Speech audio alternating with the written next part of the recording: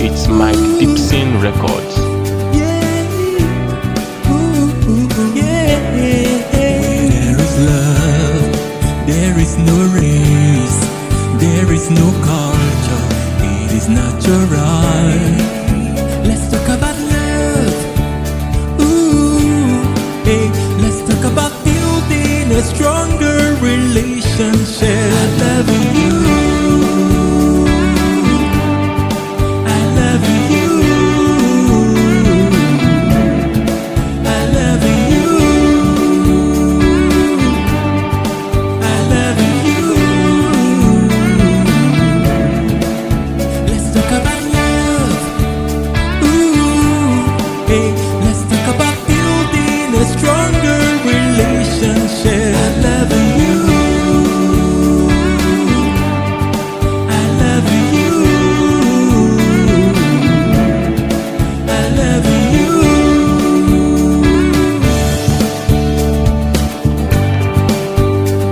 This program is brought to you by the Nido East China and Ubuntu DNA. So that being said, I'm going to formally introduce myself again for those that are joining.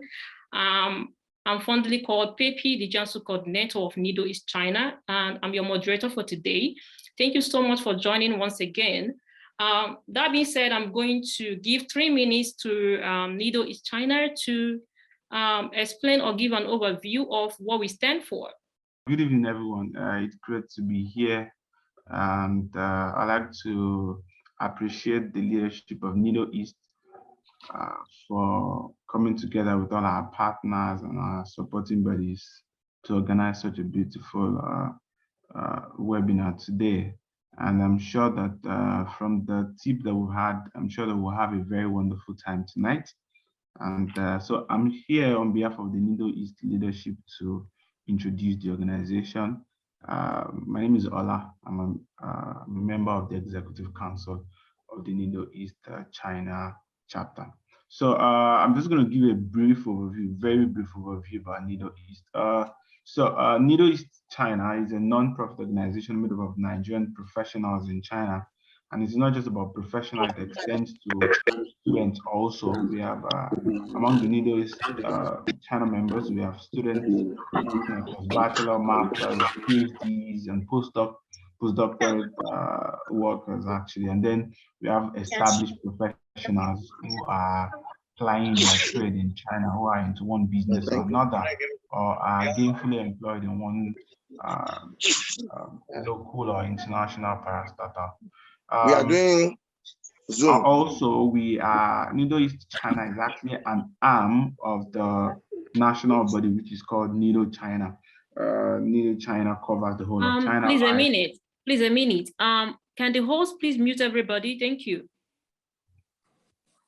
All right, go on. Sorry. So like I said, Nido East is an arm of the central body, which is called Nido China. So in the past 4 years, the communication exchange between Nigerians in China and the global community has greatly improved as a result of exchange programs. Just like this one, we've actually held several other exchange programs with other organizations. I think in the last month or two thereabout, we were with the doctors. Also, there was a time we were also with people that could help us discuss mental health issues. We've discussed about different aspects of our lives and how we can grow as individuals and collectively. Our function as a body, as a non-profit organization, we have strongly deepened exchanges in diverse engagements that cut across art, cultural exchange, capacity building, policy interpretation, and economic synergy. So like I said, we are here as a home away from home for all Nigerians that reside within China, irrespective of what you're doing, irrespective of the legal thing that you're doing, because we expect that all Nigerians that are here, that are law-abiding citizens of Nigeria that are actually doing one thing or another in here. So we cut across art, cultural exchange, capacity building, and we pay close attention to capacity building because we want to ensure that when we come to a developed community like this, we can take lessons from here and go and integrate back into our system, in our system back home, and ensure that we have a better community than the one we left behind. In general, Nido China has about 7,300 members, out of which we have 5,300 male, and the female account for the rest. Out of that, we have postgraduate students of about 3,000, doctoral students about 2,000, entrepreneurs about 100, and we have professionals about 2,200. And we can see that if you check these statistics very well, you see that the postgraduate students actually cover they actually cover almost 40%, if not around 40% of the members of Nido China. That means that we are actually concerned about the students that are with us, and we want to ensure that we leverage on their intellectual capacity to be able to develop and work more on the organization, and also to develop our country back home. So this is a short introduction about Nido East China. For more information, you can log on to www.nidoeastchina.com. That's our functional website, and you can read more about us. Also, if you want to get to know more about us, you can actually contact me, or you can speak with the moderator for today. I'll get everything in line. So once again, thank you very much for today, and I wish everyone a very wonderful time out there. Thank you. So I'm handing over the microphone to Mr. Robert, who is going to give us a brief introduction about Ubuntu. Because I know a lot of us have heard about Ubuntu, but we don't really know what they stand for. So we welcome Mr. Robert to give us a brief introduction on that. Ubuntu is an association. Ubuntu DNA is an association that's in China for all Africans and Caribbeans and Americans. In fact, everybody with a black DNA. It's some sort of like categorical, yeah, but it is what it is. So we solidarize with the blacks in Africa and Caribbeans and around the world. Like we help in philanthropic arts, we bring business ideas, we share everything together. Like it's just like a family away from home in China. No matter what the issue, no matter the problem, no matter everything, we share in the group. We consider ourselves like a family. So it's an umbrella of every black, being an African, a Caribbean, an American, no matter who you are, if you're a black, you belong to Ubuntu DNA. We have platforms on Twitter, we have Facebook, we have WhatsApp and WeChat, so you can join us there. There is love, there is no race, there is no culture, it is natural. Let's talk about on the first speaker, Emilia Bywaters, to tell us what's your opinion on intercultural relationship, both marriage and dating.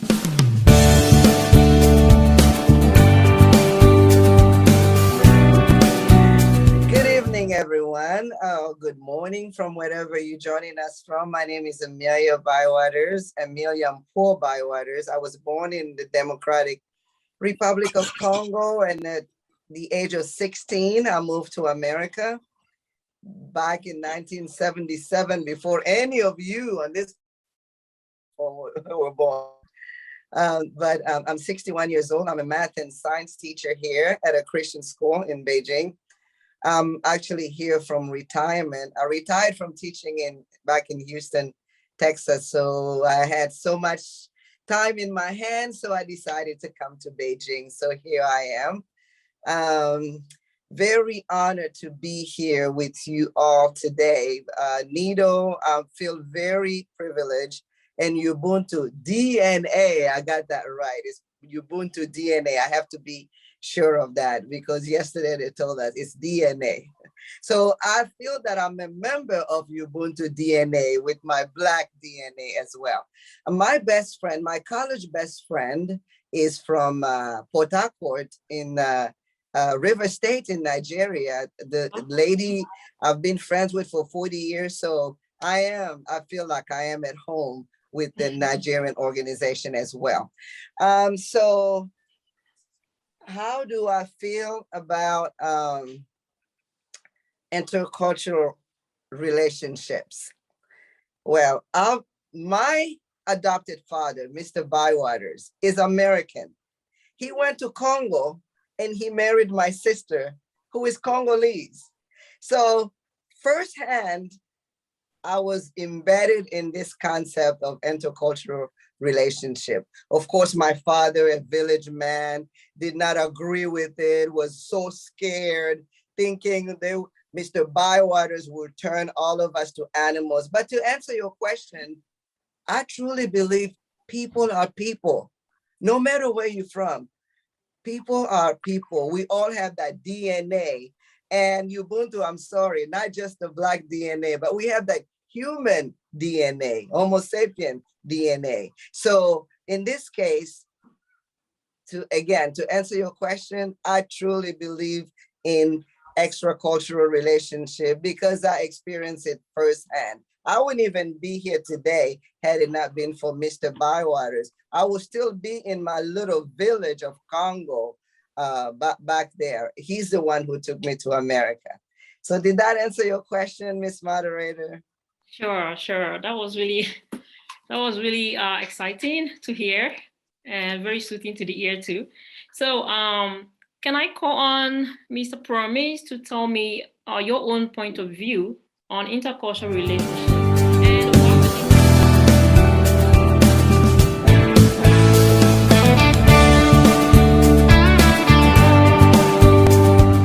Hi, good afternoon, good morning, good evening from whatever locations you are at. My name is Promise Uchenna. I was born Nigerian and eventually became Dutch after a while. So I do share both nationalities.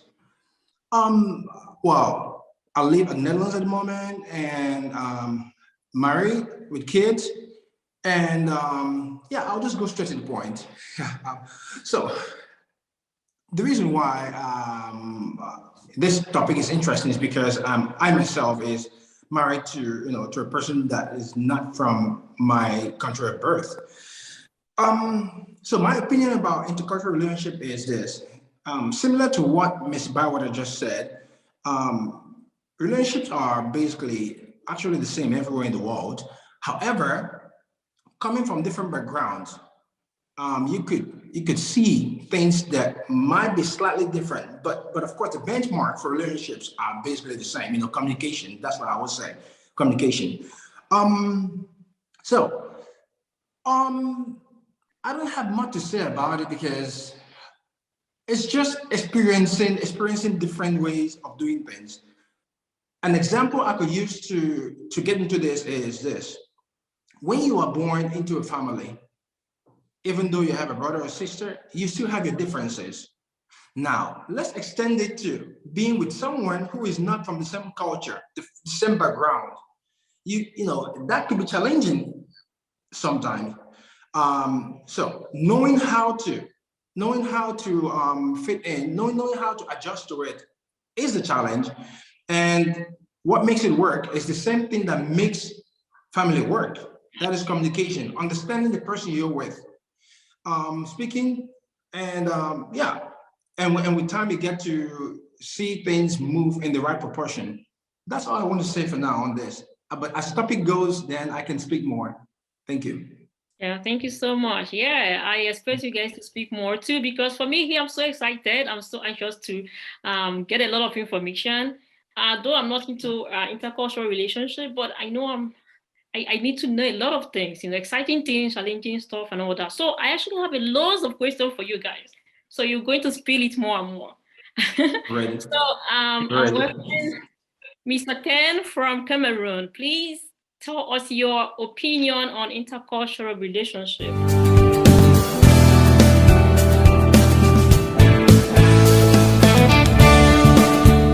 I'm Epo Kennedy from Cameroon. I'm a business consultant.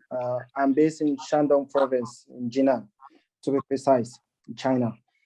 Well, my take on this topic, intercultural relationship, is yes, even though I must say it comes with a lot of challenges, but most often we are worried with those challenges rather than looking for a way to move forward. Without taking much of our time, I will just go straight into an example I witnessed personally in intercultural relationship. When I just arrived China, like any other young man, I was like excited to get to meet other people from different nationalities. So I was like, categorical. I wanted maybe to date somebody from the other race just to get a whole sense of everything. And the first girl I met, she's a Zimbabwean, and we were good right on to the point where she told me, she kept insisting to me, she wants me to taste salsa. I was like, yeah, I would like to taste. But deep with me in my mind, I was like, what the hell is this? How am I going to tell this girl I'm not used to these kind of things? But every time she proposed it, I was like, yeah, we'll try it. And one day she prepared it. Guess what? I noticed we are just worried about names. The salsa she was calling is the same food we eat every day in Cameroon. But just because the name is different, I was like, it's an abstract being. And so things like that. So my take on this point is a yes, a very big yes in intercultural relationship. Thank you. Thank you so much. Thank you so much. That simply means you don't have to be rigid when making sure, when you are into intercultural relationship, you have to be open to anything. Thank you so much. Yeah, and I'm also excited to welcome Miss Lulu, the soft-spoken Miss Lulu. Please tell us your take on intercultural relationship.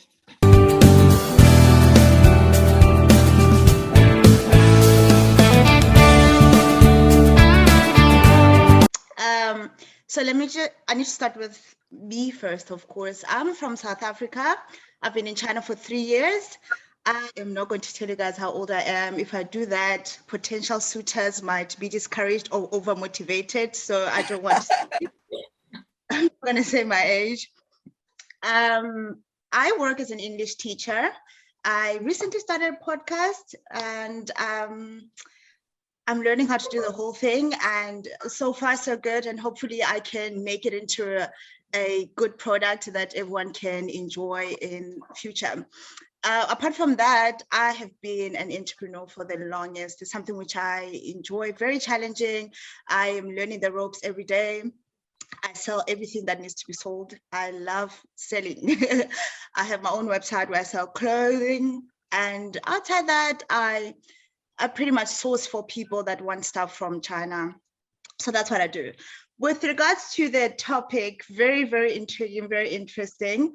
I feel like there's no problem where two hearts meet. If two people are interested in making a relationship work, irrespective of where you come from which culture, even language barriers cannot get in the way of what is it that you want. So if you're truly invested in your interest, there's nothing that can get in the way. Everything that we believe with regards to relationships is what we are conditioned to believing. It's not things that we are born with. They are the things that we've adapted to, and they're the things that we have been taught. So if you are someone that does not know how to think outside the norm or what you've been taught, you will have difficulty with having to maybe be courageous enough to date outside what you are used to. But there's absolutely nothing wrong with dating outside. And I need to say this, there's a lot of factors I know that exist that make it almost difficult for people to be comfortable with dating outside their own, people, I guess. I mean, it's funny because yesterday I was telling a story to someone, but I'm not going to tell that story here because if I tell that story, I will trend. So no, I'm not going to tell that story. But that story alone taught me that sometimes we get in the way of good things based off what we think people will say rather than what is it that we want for ourselves. And that's exactly what happens. Sometimes people fall in love here in China, but they're worried about people back home and what is it that they're going to say? Oh, you're with a South African, or you're with a whatnot, as opposed to, oh, how does she treat you? What sort of woman is she? Is she kind? Does she seem like she'll be a great fit to our family? Does she seem like she can be nurturing, which are better qualities than having to look at how somebody looks. How someone looks is okay, it's great, but there are other attributes that are more important that should be your focus. But we are so caught up in our stereotypes. There are stereotypes that exist. I mean, I know that in my country, I mean, if I were to say to my mom now that I'm with a Nigerian man, oh my God, she would probably cry, because what? You're going to bring a whole scammer to our household? You're going to bring hush puppy here? Well, hush puppy, okay. I don't think any mother would mind, but hey. But you know, that fear of having to say that you are going to bring in someone that is not, everyone has to feel uncomfortable around. There are other stereotypes that exist that have to do also with how a person looks. You know, in Africa, we have colorism. I mean, if you're of a fairer skin, having to be with someone that's darker than you, then it's like, why would you bring someone like that? Someone that you're going to have dark kids. How dare you bring in someone from Cote d'Ivoire, Ivory Coast? Your kids are gonna be too dark. So those are the kind of things that, as much as we might want to ignore and think that they're light, but because our parents matter to us and the community that we come from matter to us, they sort of prove to be a hindrance to relationships. So yeah, for now, I'll stop here. Thank you very much again for the opportunity, and I hope that we can have a wonderful conversation. Thank you so much, Miss Lulu. Now we go over to the juicy part. I call it juicy because this is the section for question and answer. So bring it on, everybody. For those who plan to go into intercultural relations, already dating, and you have a lot of questions in your mind, bring it on. They are here to answer, and I'm glad they are also going to speak from their own personal experience, right? So which is really a good one, because here we are going to divide into two sections, the moderator section and the audience section. So I'm going to go first. I'm your moderator. So I'm going to go first. And here I have a lot of questions, which I'm hoping they're going to spill it out without holding anything back. And here, let me just choose randomly. One of my questions here is, intercultural relationship simply means coming from different race or cultural background. So were you at any point in the relationship grew cold feet due to the fear of not being accepted by your partner's parents, you know, thinking maybe, are they gonna be racist to me? You know, are you sure they're gonna accept me because I'm Black or because I'm from a different cultural background? Have you ever, in any time in your relationship, in any time in your marriage, experienced something like that? So who is going to go first? Should I come with Mr. Promise, or should I come with Emilia? Who's going first? Anybody? This is a very interesting question because I had to bring in my personality into the relationship. That is being confident, because most of the times our people, when they get to, what I say, relate or start a relationship with someone who is not of their kind, they have this kind of inferiority complex. And that makes you accept the things that you normally wouldn't accept. So from my own side, I was very clear from the start. I'm gonna tell an interesting story. It's a funny story. It's about food we eat. Because growing up in Nigeria, we usually, you know, have our chocolate milk, you know, like, well, we call it tea. You know, we usually say tea, but it's chocolate milk. So, and usually we have let's say breads. No, we usually don't like to eat breads in slices. But even if we do, you know, we eat in bulk, right? So the first time I visited Netherlands to visit my in-law, that was in 2008, I think. Yeah. So I requested. They asked me what I wanted for breakfast, and I said I wanted my chocolate milk. Of course, I had to find ways to get the powdered milk because they're used to liquid milk. But okay, that's by the way. So I eventually got that, and I requested for a cup, and they gave me a tiny cup. And that, I was like, yeah, well, can I get a jug? Yeah. So I was so confident that, hey, this is who I am. I'm not gonna change it because I'm in a different culture. So I got that big cup. I made that big, big amount of chocolate milk, and then I requested for a big loaf of bread. And I sat down comfortably and ate it. And after that, they understood that this is what he liked. So whenever I requested for chocolate milk, they brought that for me. I did not because, oh, I'm in a different country. Oh, I'm in a different country. Oh, they might not accept it. Oh my God, what would they think of me? I didn't. No, I was myself. So my point in this story is that you don't have to change who you are. Something that does not affect anything, so you don't have to change who you are to fit in. So that was an experience that, well, I will say is a positive experience. So I didn't have to change who I am to fit in.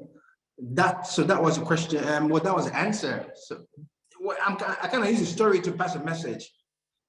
So that's my experience. That's one of my experiences, but there are many more. I don't want to talk too much, but this is one of them. Oh, thank you so much. There are many more. Yeah. It was actually easier for you because maybe your personality, you cannot be yourself, right? Anywhere you are. Yes, I have to be myself. You weren't really worried about meeting her parents, right? Like so worried. That's good. I know you're. Sorry. Yes, okay. Of course I was worried. Knowing my background, like we have to be a certain way before we meet the parents. Oh, and I even had to call, like before I asked her for her hand in marriage, I did call her dad. I called her dad separately. I said, yeah, sir, I don't know how he's doing in your country, but I'm interested in your daughter and all that. So he was laughing about it. So later on, he said, go ahead. So later my wife told me, no, that in the culture it's between I and her, not between me and the parents. I said, okay, lesson learned, something new. So that's quite an interesting experience. So that's different. That's different with our culture and their culture. And yeah, that's a good part. And well, I'm gonna add more then, since this topic is out already, about eating with fork and knife. There are some food we have to eat with spoon, like rice. Okay, so rice you eat with spoon. So everyone, they brought up their own the forks and knives. I requested for a spoon, and I ate that. So they knew that for this guy, he prefers to use a spoon for rice, and then maybe for eggs and everything, then I can use my fork and knife. So that is a culture. When I say culture, a different way of life that I had to adapt to, and the ones that I did not remove the ones I have. Like I chose the one that I thought that needed to be changed, and the ones that I thought was necessary to remain also remained. So that is a sort of message too. Don't change who you are because you are in a different, it's a relationship with a different person or a different culture. Yeah, that's all I'll have to say for now. Thank you so much. That was really insightful and also fun, because I can see participants are laughing at your joke story. You want the whole big cup for your tea. Actually, sorry guys, that's a Nigerian way, or maybe African way. You guys experience that, when we are taking our breakfast, yeah, of course. When we're taking our breakfast, you don't expect us to just do the white way by using the small cup. Come on, we have the big jug, so that when you take it once, it can take you throughout the evening. So thank you so much, Mr. Promise. Your partners are parents for the first time. Did you ever have a cold feet? Thinking of what are they going to think about me? Whether from a race or color, whatever perspective you're coming from. Okay, so let me tell you this. I am divorced. I waited for so long to marry someone from Congo because my parents kept putting pressure on me. I know you in America. We don't want you to marry an American, definitely not a white man. We want you to wait for your own Congo man. So I did. But let me tell you something. I discovered this, that in Africa, we are so tribalist. Even my best friend, my college best friend from Port Harcourt, her family name is Wobikeze. And then she married this guy, Wariboko, who's from Kalabari Guest tribe. And her parents wouldn't even allow that marriage to take place for a long time. So my point is, when I finally found my Prince Charming and I was ready to marry them, well, even before we started preparing for marriage, his family started already objecting me. Why? Because in Congo, I came from a state that speaks Kikongo, and he came from a state that speak Swahili. So to me, I learned it the hard way that we may be from the same country, but we are really intercultural here. The culture in the east of Congo is different from the culture from where I came from, the south of Congo. So number one, the family objected me because I'm dark skinned. This light right here that might make me look light skinned. I am not light skinned, I'm dark. So the family said, George, we have a light-skinned daughter of a lawyer, and you're going to choose to marry that Amelia, a village girl from the state of Bandundu? So my ex-husband said, I love her. I don't care how black she is. The reason I'm divorced today, it is not because my ex-husband did not love me. It is not because my ex-husband was a bad guy. It is because my in-laws rejected me. I could not have children. And so the mother said, you see, George, we told you not to marry. So yes, of course I was always feeling the low self-esteem to be accepted by them because I couldn't have children. Why? Because they thought I was too dark, even though my ex-husband loved me. Yeah, I know I should be believing in myself per se, but it really brings you down when you have your in-law constantly. And let me just say this quick story real quick. I have some friends who taught me how to speak Swahili. So when my mother-in-law came and lived with us when we got married, she would wake up every morning on that phone, constantly talking bad about me, how I couldn't cook the Congolese food, yada, yada, yada. And one day I surprised her. I went up to her and I said, Mama, mina sikia. That in Swahili means mama. I hear it. I understand it. The woman jumped. She said, oh my God, Emilia understands Swahili. Yeah. So, yeah, long story short, I was very afraid to be accepted by them. All right. Thank you so much for that information. This is really good. You see, we are learning. I said it, in as much as this is also very exciting to experience, it also has its own challenges. And I love that we are discussing everything, not just the beautiful part of it. We also need to hear the ugly side, right? So, yeah, over to another question. Maybe this question I'm going to involve Mr. Ken and Lulu to give us their own opinion on that. This is about a communication issue, It can also be a problem in intercultural relationships. So how do you handle being invited to a family dinner or party and everyone is communicating in their mother tongue, And you feel like maybe they're discussing about me because you don't understand, right? You are dating somebody and they're speaking a different language and you are invited to the parties, sometimes friend your girlfriend to their parties and then everybody just busy speaking their language and you feel left out, so how do you really handle such emotions? Are they here? Muted. Always muted. Okay. I'm sorry. Okay, I apologize about that. Well, I'm this kind of person. I'm sorry to the audience because I'm a very direct person. With me, I have my own way of doing things. I'm like a lion. First of all, once you're beautiful, my parents can testify, once you're beautiful and I want you, I go for it and damn any bullshit after. I prefer to touch the fire and it burns. I say, oh, it's burning, but I'll first try it.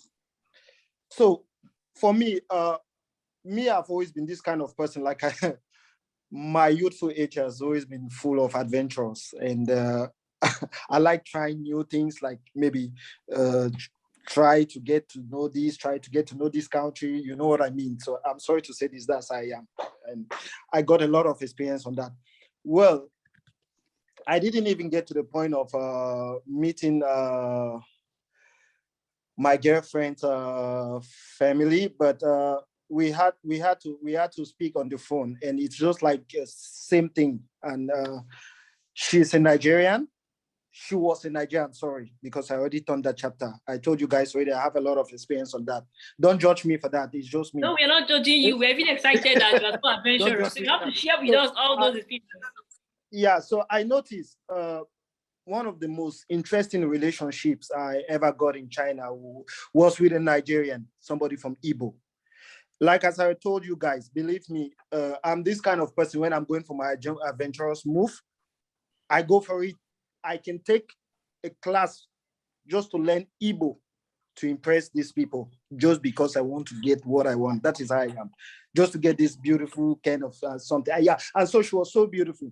Where I got the challenge was when, I don't know, Nigerians have their own way of doing like eating, like they call it akamo. It is like the pap, they call it akamo. We call it pap.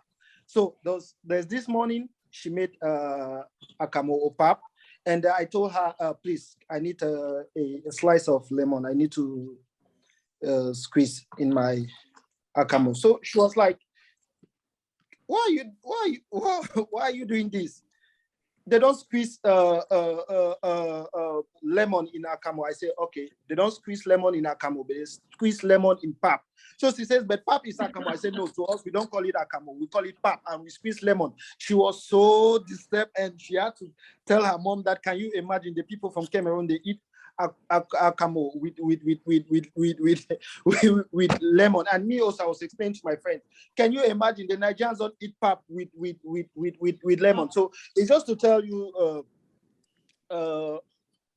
about all in all, for me, to my experience, when I really want something, I don't care about being it language barrier, being it any other barrier that can exist. I just go for the adventure and I enjoy the adventure. That is how it is. Thank you. Thank you so much. That was actually really fun, you know. You see, I can see someone on the chat box, Jane, saying, lemon in pap? And the Cameroonian is saying, yes, that's how we do it in Cameroon. So, you know, this kind of issue, we see it as a little thing, but they matter, you know, they matter. These are what we call cultural shock, you know. So that's quite interesting. And this is actually my own first time of hearing that you have to sprinkle lemon into your pap, you know. So whether pap or akamo, just like in Igbo, Nigeria call it akamo, you know. So we say the English name is pap, so it's all the same.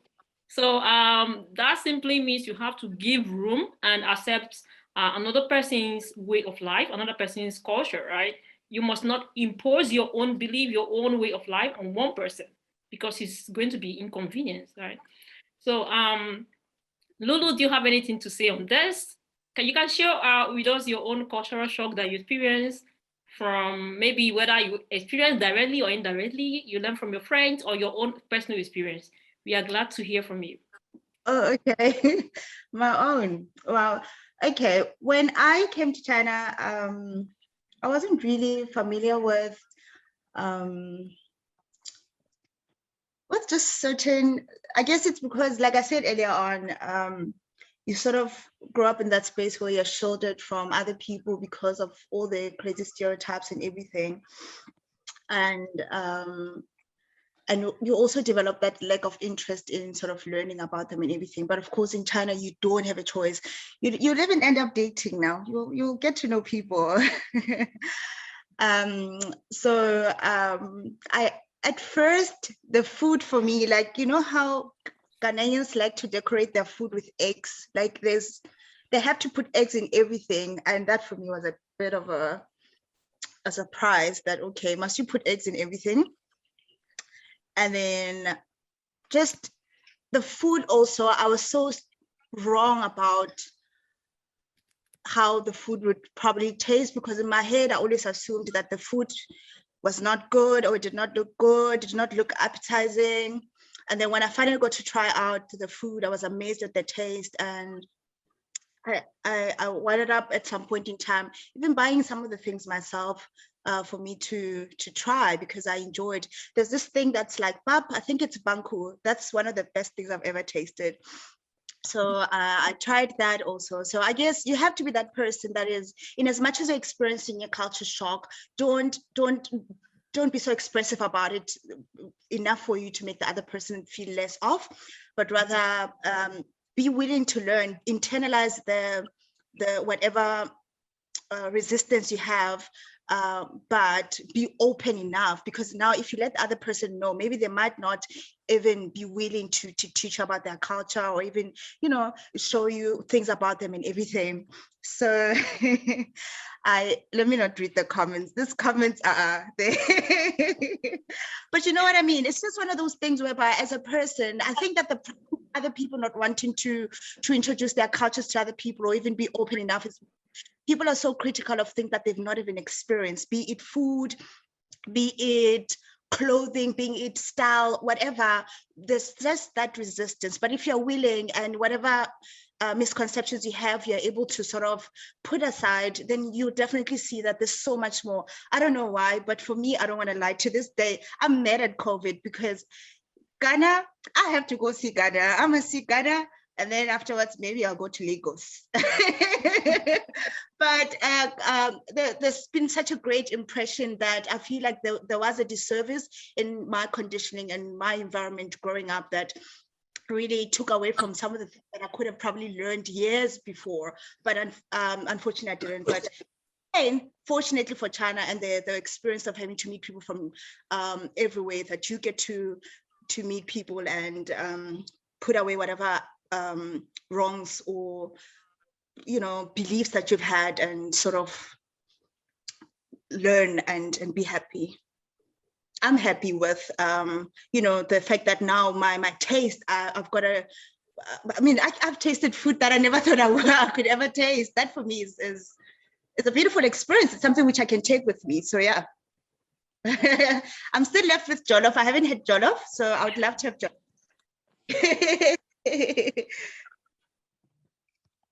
Okay, thank you so much, Ms. Lulu. That's really insightful.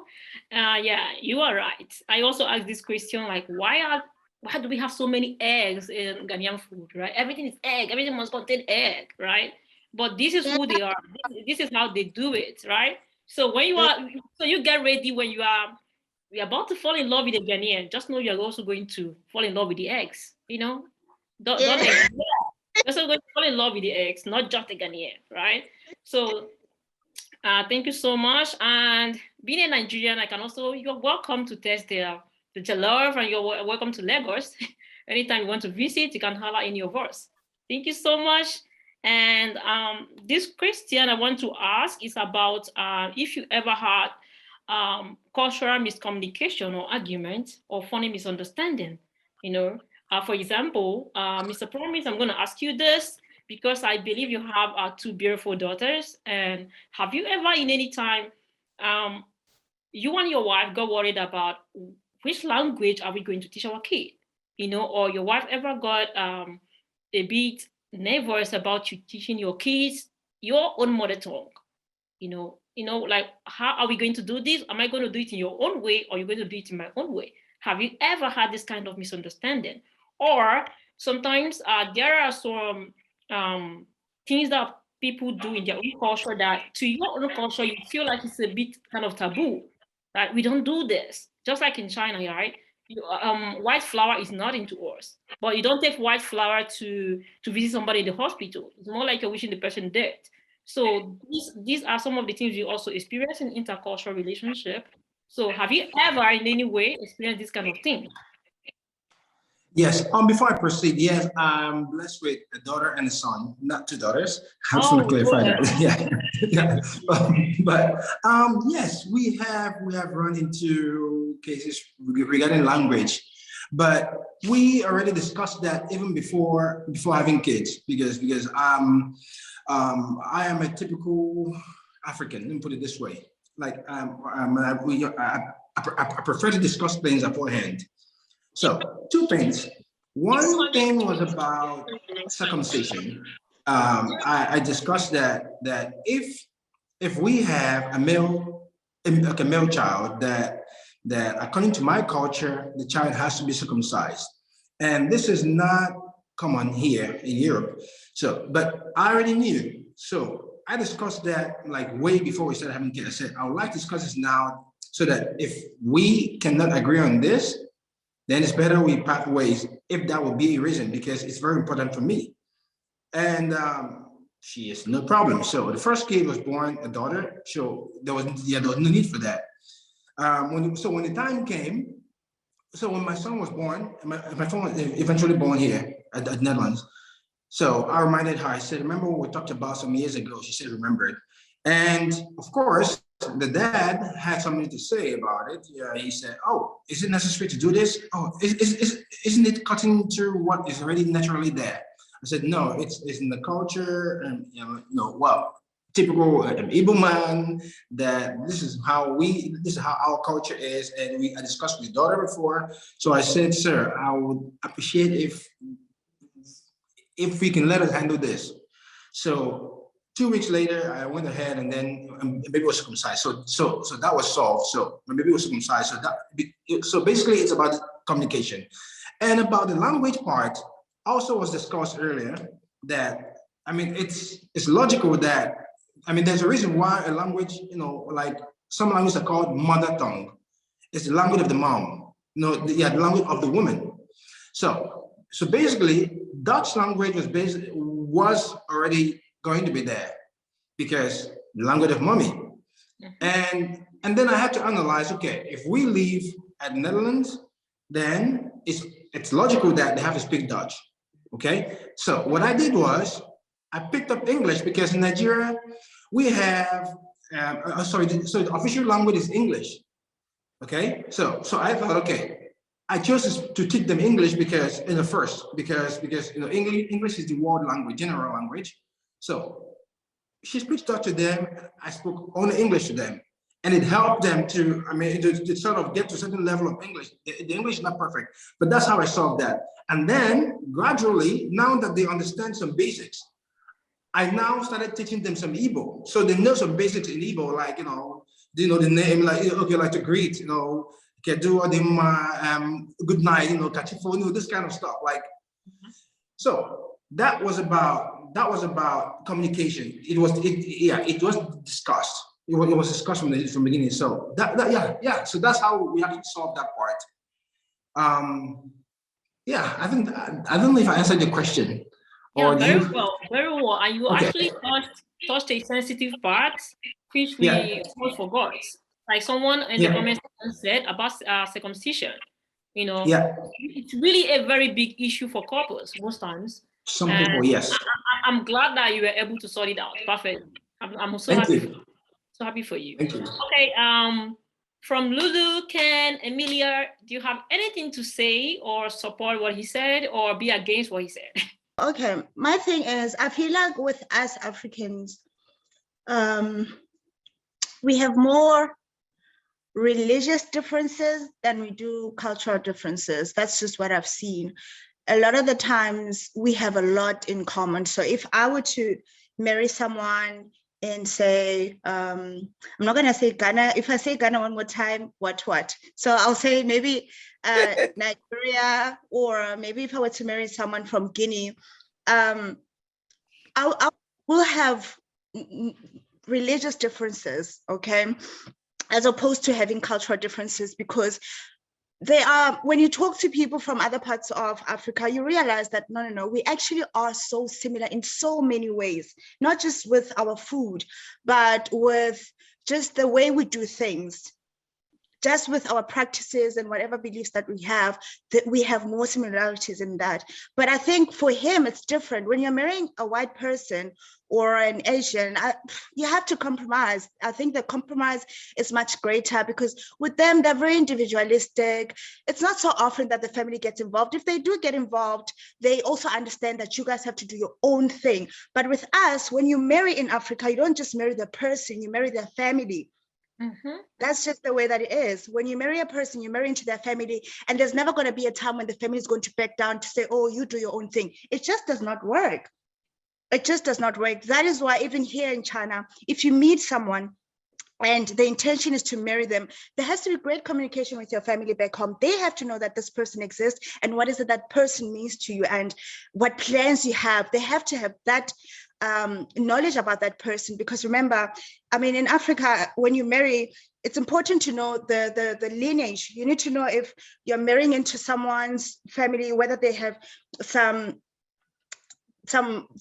illnesses that they have inherited, if they have maybe met people within that family. Those things matter.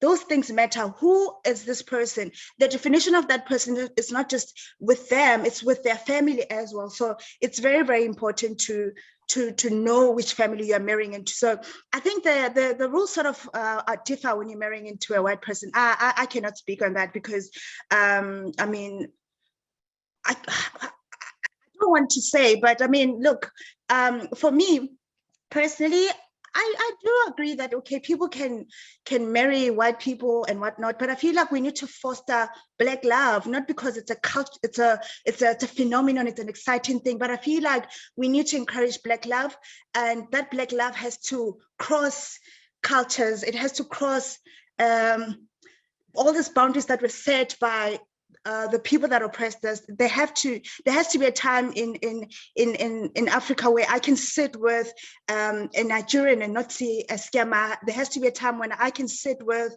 a Ghanaian, whatever stereotypes that we have, that it ends and we just see each other as people, and people that we can create families with, people that we can love, and people that there are no hindrances that get in the way of us developing relationships and building families. So that's just how I see it. I feel like when you're marrying into a white family, it's completely different, honestly. It's really, really different. We are more people of the community. They're more, it's not, maybe it works for them. They're more individualistic. I mean, you know, with a family, when you marry into an African family, your money is not just your money. It's your family's money. There's black tax, you know. Here in China, I'm working. I meet someone from I meet someone from Ghana. When he gets his salary, he's going to give his family his money. And I need to understand. Also, when I get my salary, I'm going to send money back home. But when you marry Stacy and Berkey, her money is her money. You know, she'll go and enjoy her money. But with you, you have to send your money home. You guys have Please mute your mic. Thank you. So you guys will have a compromise of sorts in that relationship and talk, because you're coming from completely different cultures. But with us Africans, everyone in Africa knows what black tax is. Every African child takes pride in working for their family. So there's not much of a cultural difference, but more so a religious difference. Thank you so much. I can see Mr. Promise want to add to your point of view. Okay, Mr. Promise, the floor is yours. Yes. Yeah, she made a good point about she made a good point, but I don't totally agree with some.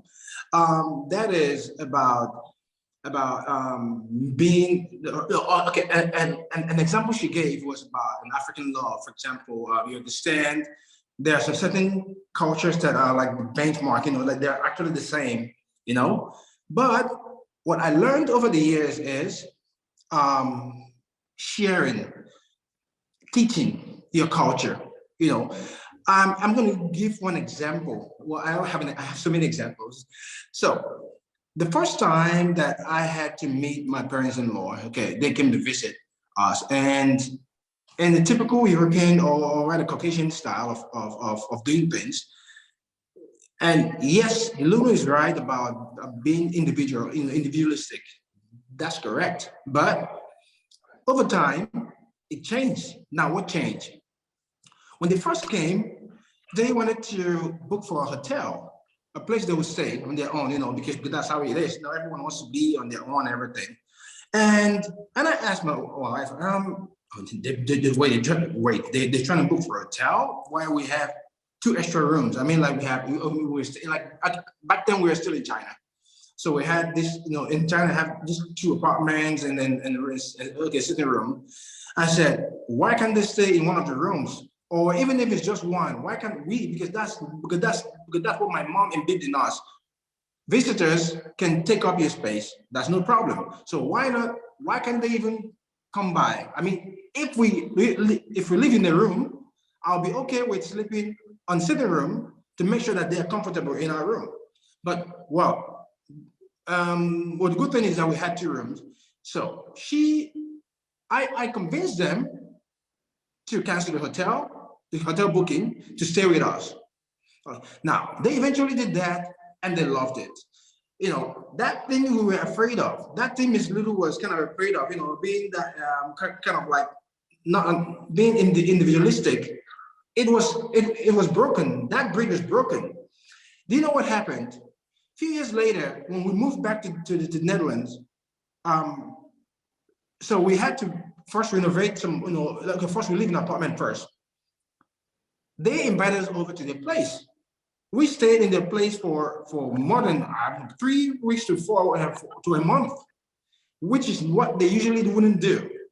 You see, you can bring in that culture of yours that you have. I mean, you can also teach people, you know, and then I mean, you can accept the things that you find necessary to learn from in their culture, and drop the ones you don't like, and vice versa. It could be the same way. So that's the only comment I have to make on this aspect, that you could still break that barrier if you want to. That's what I wanted to say. Yeah. Okay, thank you so much. Thank you so much. Here, the moderators still have like 4 questions to ask, but luckily, 2 of the questions I have here seems to align with the question in the chat box. So I'm going to give that to the audience. So I'm going to focus on the 2 questions. And luckily, I can see the chat box is blooming. Yeah. And I want to talk about stereotype. You see, Nigerians are angry like, oh, don't mention Nigeria again, we're gonna verse. So gonna verse today, we're going to get angry. And Ghanaian, you say, why are you saying Ghanaian man? Cameroonians say, oh no, don't say this about us. So this is about stereotype, right? So I'm going to quickly add this question because sometimes just as someone say, why would you mention Nigeria and mention scam, right? Ghanaian will say, why would you mention Ghanaian and talk about being promiscuous, you know? A lot of things are stereotypes that we had on ourselves and also on white people and also on intercultural relationship. So sometimes we also have the stereotype on people that are into intercultural relationship. We think, oh no, they are ass lickers, they're never themselves. You know, you have a lot of things to say about them and what you think. And most time, because of the stereotype, you also love to be in it, but you're kind of skeptical and afraid of what will be, right? So let's talk about it. About intercultural stereotype. Miss Emilia, over to you. Okay, so the year is 1980. I'm 20 years old and I meet my first love from Nigeria and I'm all excited. I call my parents, Mom, Dad, I'm in love. And they were so happy thinking it's a Congolese guy. I'm like, no, his last name is Ajose.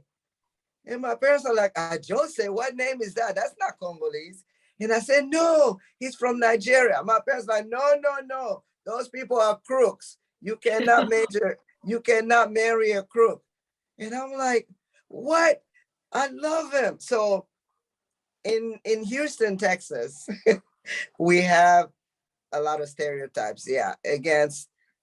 So that's one of the reasons why I did not marry my first love, Ajose, because of that stereotype. That's not right. We cannot generalize people. I'm originally from Congo. You cannot say all Congolese are this, all Nigerians are this, but unfortunately it does exist. Look, I'm a math teacher right now. I'm in China. I came here to be an administrator. I have not been promoted because of the stereotypes. Some of those stereotypes that I went through in America, they're the same stereotypes I'm going through here. In fact, I was just having a conversation today. I was saying, sorry to my white people, but I was saying the same treatment I received from the white folks over there, the same ones I'm receiving here. Why? Because of some of those stereotypes. We don't move forward because of stereotypes. That is so sad. But I wish that the human race in general would just get over those nonsense stereotypes and take a person for who they are. Maybe Ajose would have made me happy. Maybe I wouldn't be divorced today. Look at me. I went and married my own homeboy from Congo. Well, what am I now? Divorced. But that Ajose, he still looks for me in Facebook and up to today will even call me, how are you? Oh, I have you to guys are push. sweet, I have. huh? I have to push him. I have to push him away. I said, Jose, go to your wife. He said, I want to make you a second wife. Oh no, Jose, I will not be a second wife. But anyway, yeah, stereotype exists, but we should really not do it. That's good. That's good. Somebody said we don't give up. Yeah, we don't give up to people who really care. Even if we realize that, oh, they're out of reach, we can't even get them, but we still show the love and care to them. And thank you. I just feel so flattered being a Nigerian right now. You know, we are so sweet. Oh, I'm so happy. So, Mr. Promise, anything you have to say about the stereotype? Because I know you might have had a personal experience on that, you know.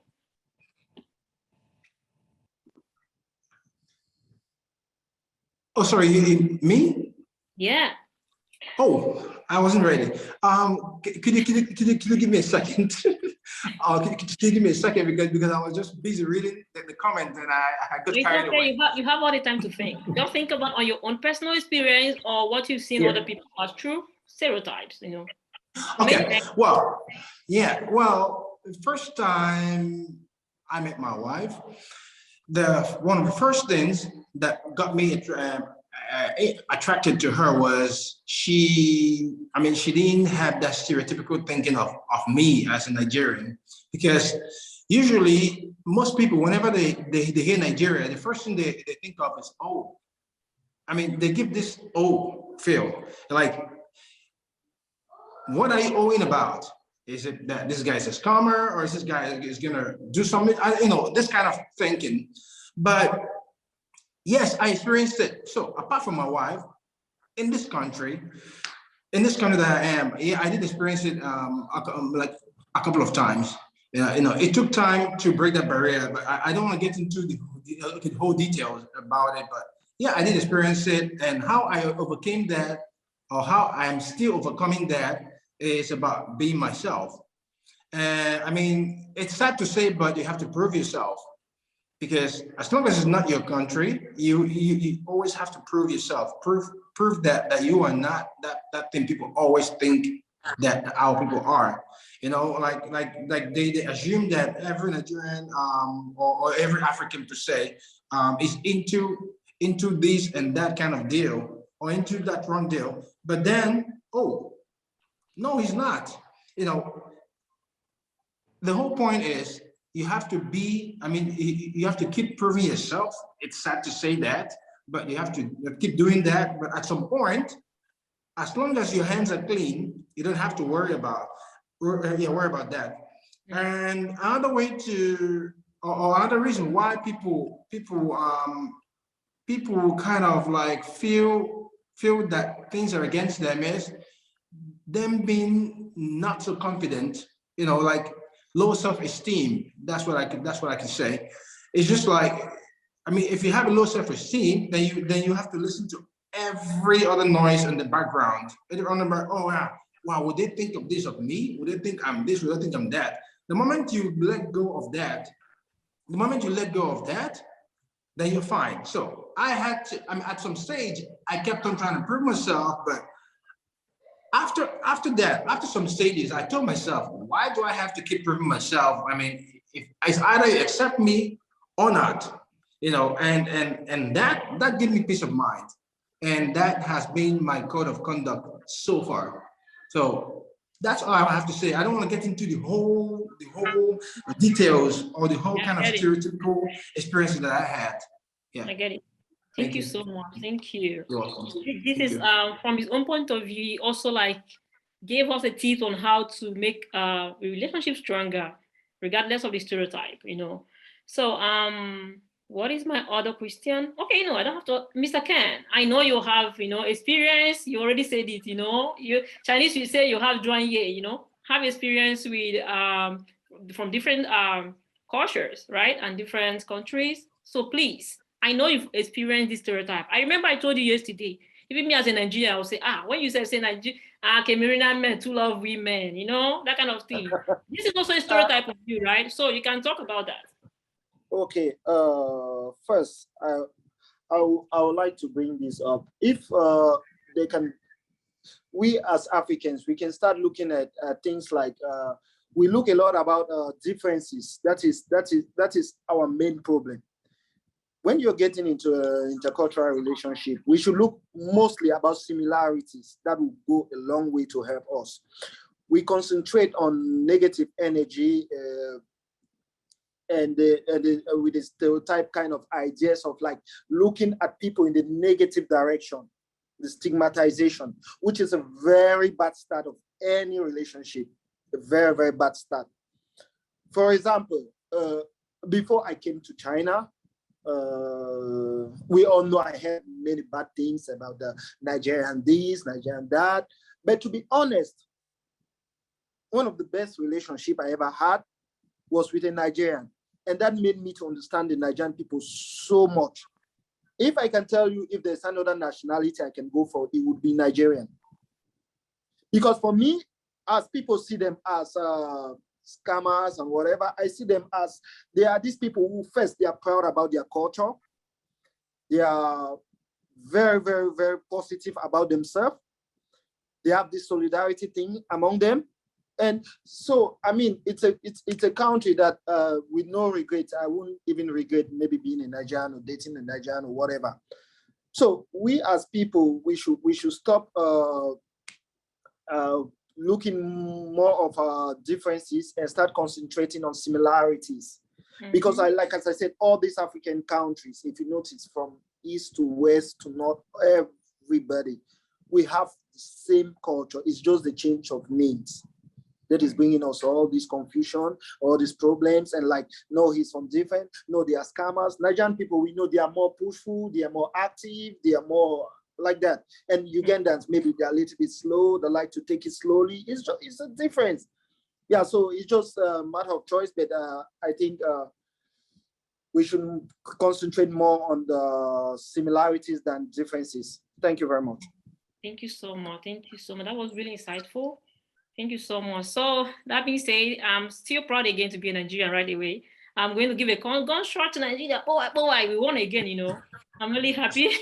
I'm really happy about that. So over to Lulu. Do you have anything to say about the stereotype thing? Because I believe you must have experienced one or two. Do you have anything to say before I move to my last question, which is also important? Because I believe a lot of people are experiencing that, especially the men. Okay. One cannot be an African without fully knowing that such things exist. And if they are not addressed, unfortunately, we'll never see a time when Africa is fully united and people are able to trust, not only with relationships, but not just intimate relationships, but also business relationships. Because, I mean, you get conversations that go on like, oh, I cannot trust an African, or I cannot do business with that. And people trust Chinese with their money, they do their own. Not embrace our own products, we do not embrace anything that has got to do with connecting. The only thing that I feel has truly tried is Amapiano and what's that one? The one from Nigeria, the Burna Boy music. Afro. Sorry, yes, Afrobeat. So all these things, we are culturally, in terms of music, we have seen collaborations amongst artists and all of that. But in terms of business, we've not really seen that happen, solely because people are very sensitive. And, you know, when you grow up with stereotypes, it's very difficult as an adult to rid yourself of that mindset. It takes a lot because you're conditioned into it. It's deeply in you that when you see that person, they have to prove themselves to you all the time. And by the time they are done, time has passed. You understand? We don't know how to just be trusting instantly. And I can tell you this much, in terms of relationships, that is the hardest thing, because when you meet someone with your authentic self, you're just a girl from South Africa, you're meeting this tall, dark, handsome brother, you're just happy that, look at that melanin. And this guy's looking at you like, this South African girl, big nyash, small waist, reducing you from being a woman of quality, a woman that he can get to know her character and see if she's worthy of marriage or anything like that. None of that. A lot of guys here, when they see South African women, they don't see wives. They've reduced them to nothing but just girls that they can have fun with. They misjudge our social, what's the English word? Sorry, I don't know the English word. Sociable. What's the word for when someone is social? But we're very social. You're right. Very happy people. We love dancing, we love music, but it does not take away from our femininity. It does not mean just because we can have a good time that we don't know how to conduct ourselves in a relationship. And I feel like there's a bit of a misunderstanding with regards to that, because now when it comes to relationships, people take the Saturday fun and turn it into a whole stereotype around, are they truly wife materials? And unfortunately, they don't see us as wife materials, which is truly unfortunate. And another thing that I've seen as a huge misconception around, I'll speak of South Africans because I'm a South African. I cannot speak for any other place, and I'll make examples of the interactions that I've had and what I've seen. Another misconception that I've seen, another unfortunate stereotype, is around the fact that South African women are too strong, like the strong and independent women, and they don't know how to humble themselves in relationships. That is not true. That is one of the saddest things that I've seen, and it's just unfortunate. I feel like here, especially with our African brothers, we're almost treated like Black American women. We're almost treated like Black American women. When someone sees us, they don't instantly see wife. They don't instantly see wife because they see how we are vocal, we understand ourselves, but they don't understand that from the country that we're from, we have conversations. We have a subject in our school that is called life orientation, where we learn about life in general.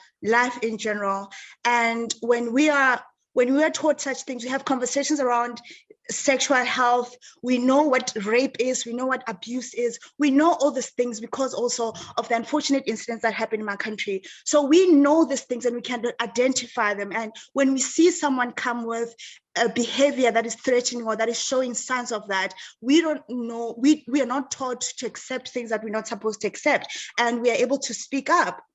And I feel like that's something that should be a thing that is adopted across broad. All African women need to know that there's certain things that you're not supposed to accept just because you want to be married, just because you want to be in a relationship. And a lot of men, unfortunately, their masculinity comes from control.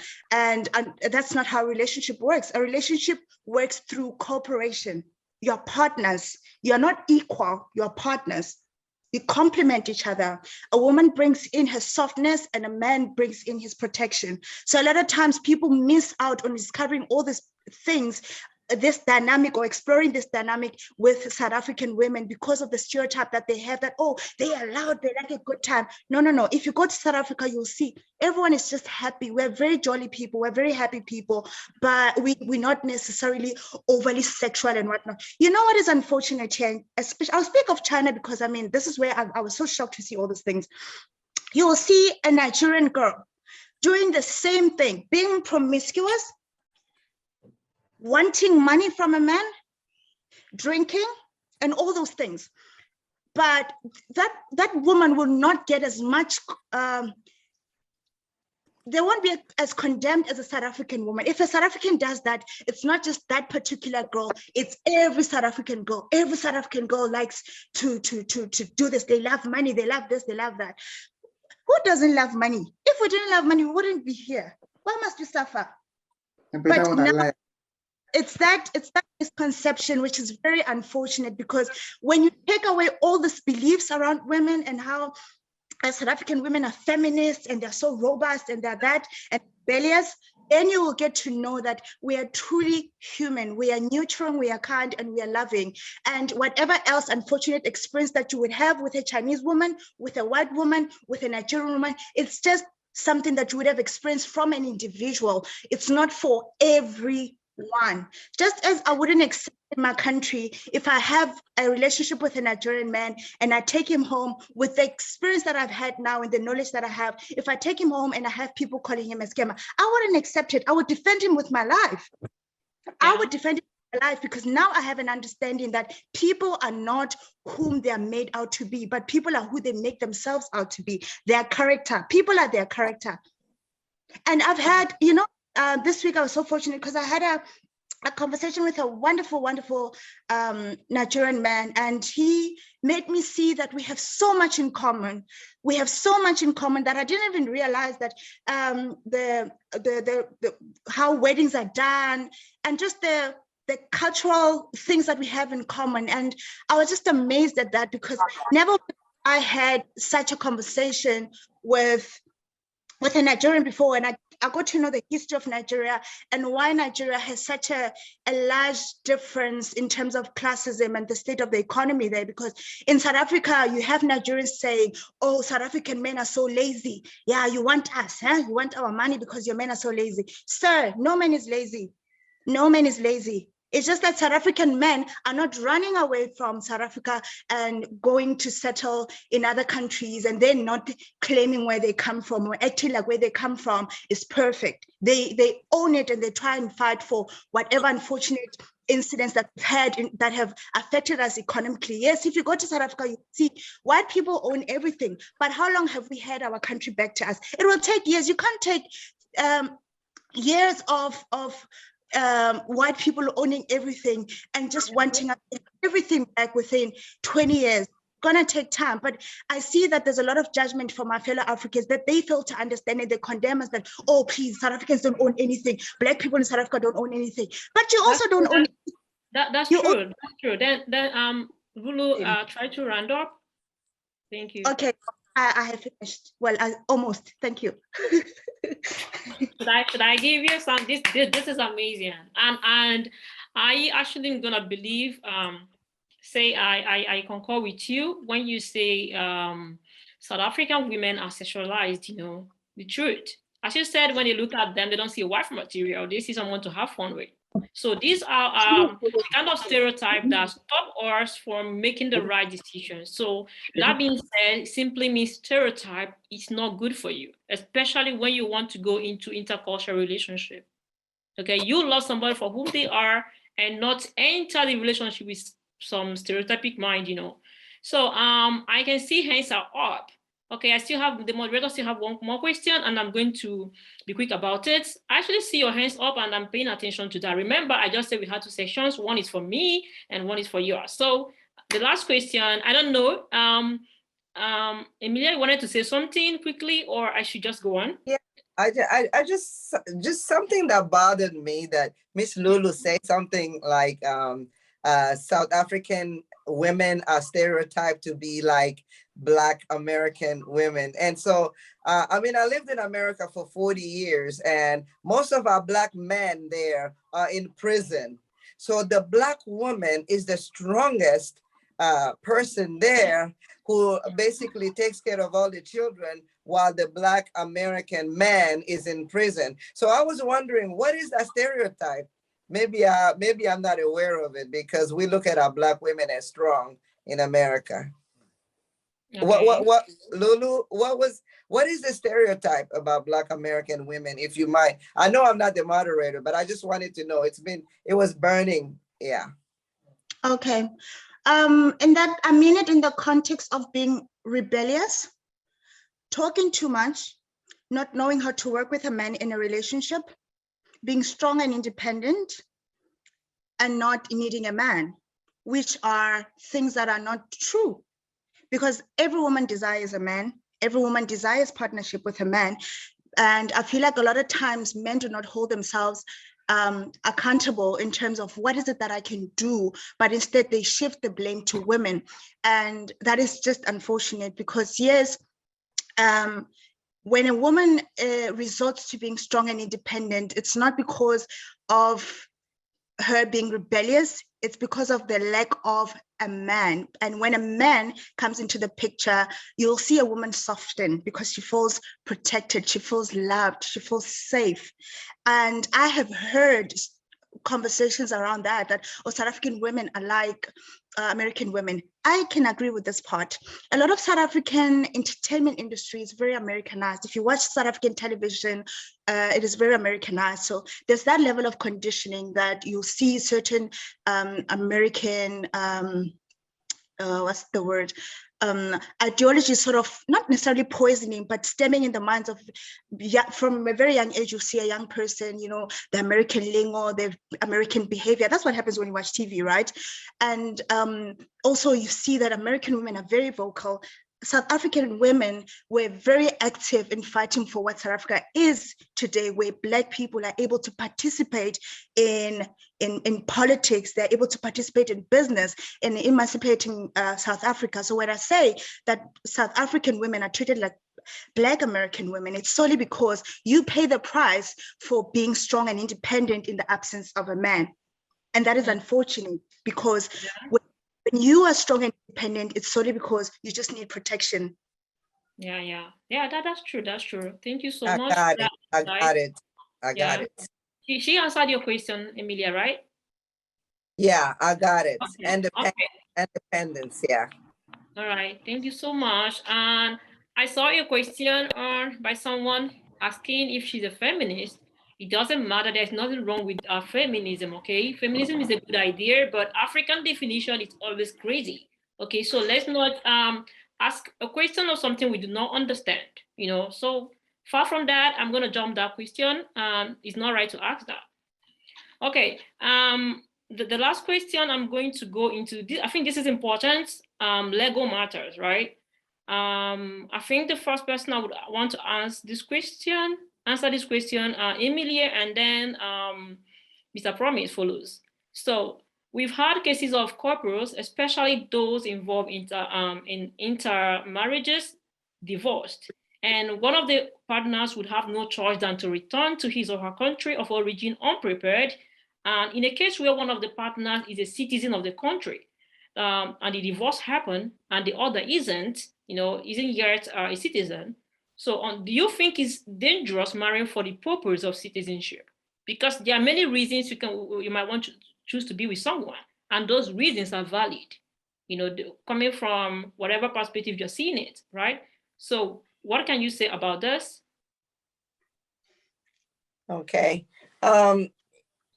Well, when I back in the 80s, when I was going to the university, I had a lot of my Nigerian friends. Like I was in the state of Kansas at the time, and I would say 90% of my Nigerian friends married Black Americans, and I guess the name they used to call them there was Akata.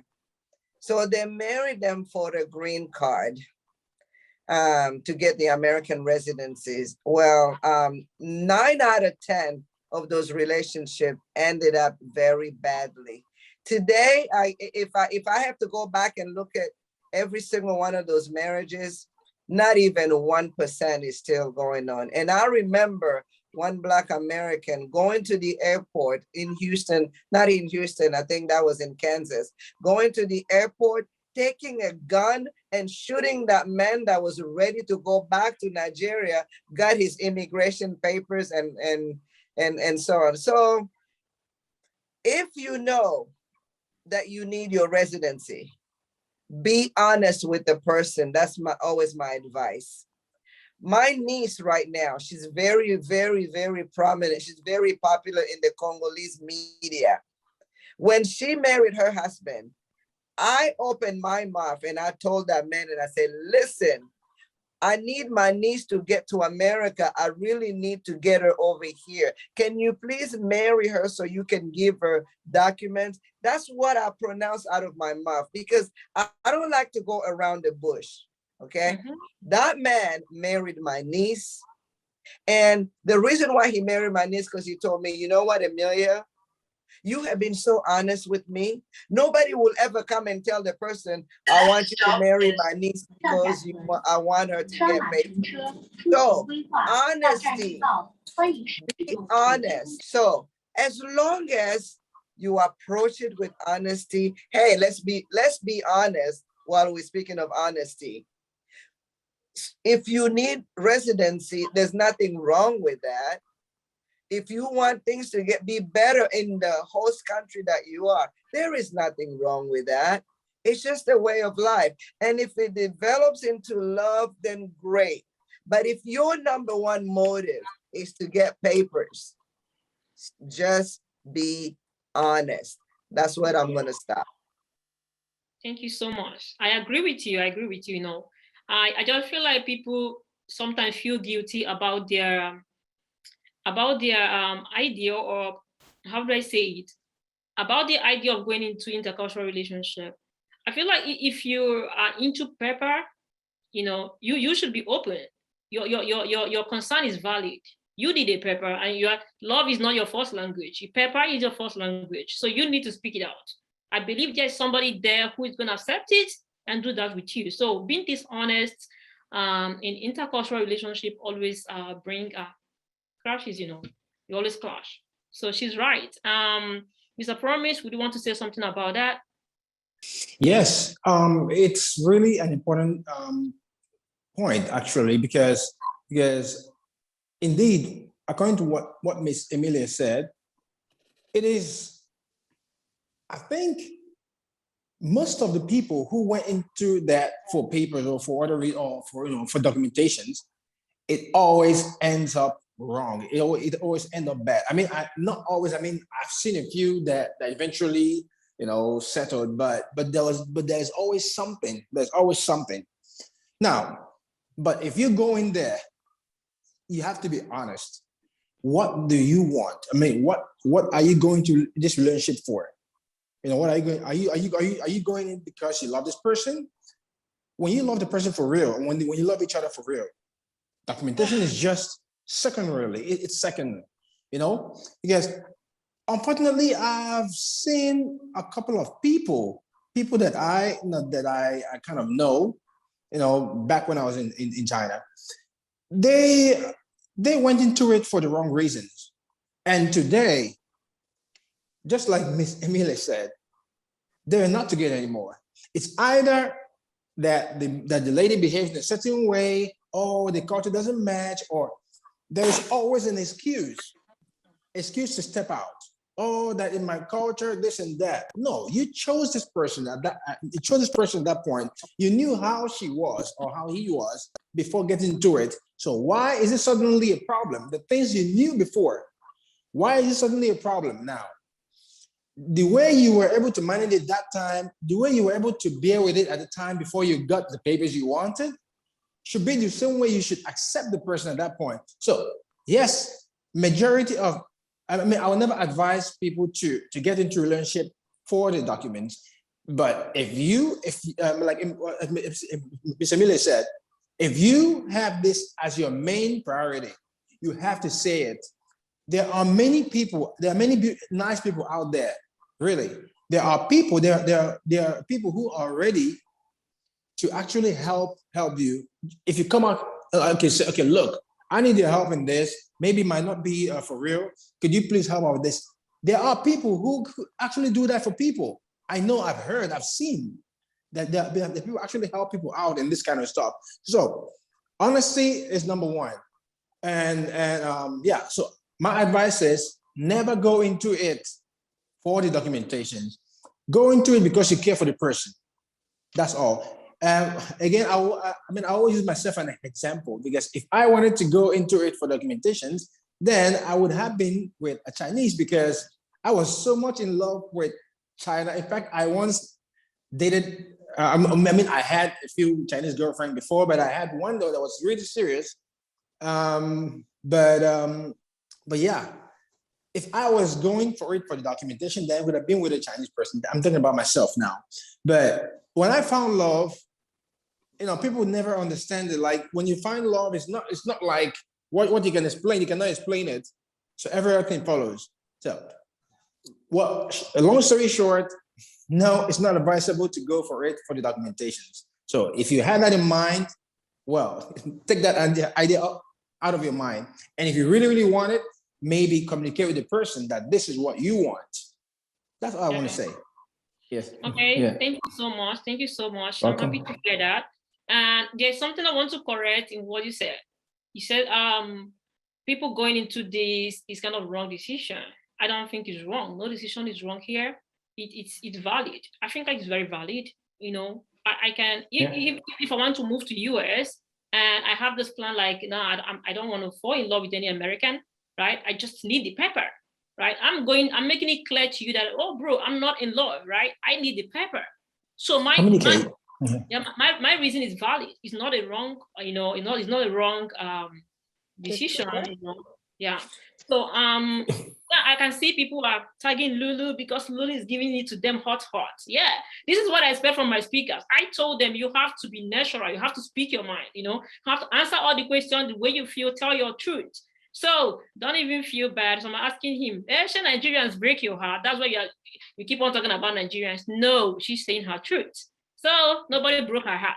In fact, now she did break on her heart, you know. So don't even come there. Don't even go there. She's the one breaking you guys' hearts. Okay. So that being said, I don't think we need to waste much time. I have to move over to my audience. I've seen some people have been raising their hands up for a long time now. I don't want your hands to pain you, okay? So let me start from the first person. I don't know, I picked from some question before you raised your hands up, but I saw someone, Amiibo, wanted to say something, and he or she said that her battery is low, so I'm going to give you the audience to unmute yourself, ask your question, after which I'm going to move over to the chat boards, the question that were asked there, because they come first. Yeah, so Amiibo, can you know, it's really funny your name is Amiibo. In Nigeria, Amiibo really means gossip. You must really like yes, gossip. now I want to gossip now. Is correct. You get that name. But yeah, bust it out. Thank you. Is Amiibo. So good evening, everybody. My name is Eniola. Yes, you already know me, but today I'm Amiibo. Right? So I have questions and I have things that I want to say. Thank you for organizing the program. I really appreciate you guys for giving us a platform to discuss this. So what I wanted to say is, first of all, people need to stop saying that women can't speak their mind because they were heartbroken. I just wanted to put that out there, right? So let them speak their mind. They can say pure facts, not because they were heartbroken or anything like that. Also, my question is, I would really like Ms. Amelia to answer the question. Why is it that Black women don't want to date outside their culture? Is it something that has to do with like us trying to be the keeper of the culture or keeper of the race? I mean, I feel like for me, you are my elder, so I could take you as my mom. I would want you to shed a light on why Black women should look out. I mean, there is something called Black love, preserving the race and all of that, but how has Black men taken that? That's what I want to say. How has Black men taken that? I can't open my camera because it's late and I'm not wearing makeup. I see the comments in the comment section. Forget that, it won't happen. All right, so my point is, why is it that Black women are shying away? She's been dating since the 80s, and from 80 till now, it's almost 40 years or 40 years. Black women are still doing that. African women are still doing that. I mean, is it for the purpose of Black love? Well, if you date outside your race, your baby will still be Black, so you're bringing more Black babies. I'm just putting that out there. But why is it that we are shying away from it? Why are Black women scared of it? Why must we be the carrier of the Black race and the one that wants to preserve the race and the culture when our men are going for the love of their life?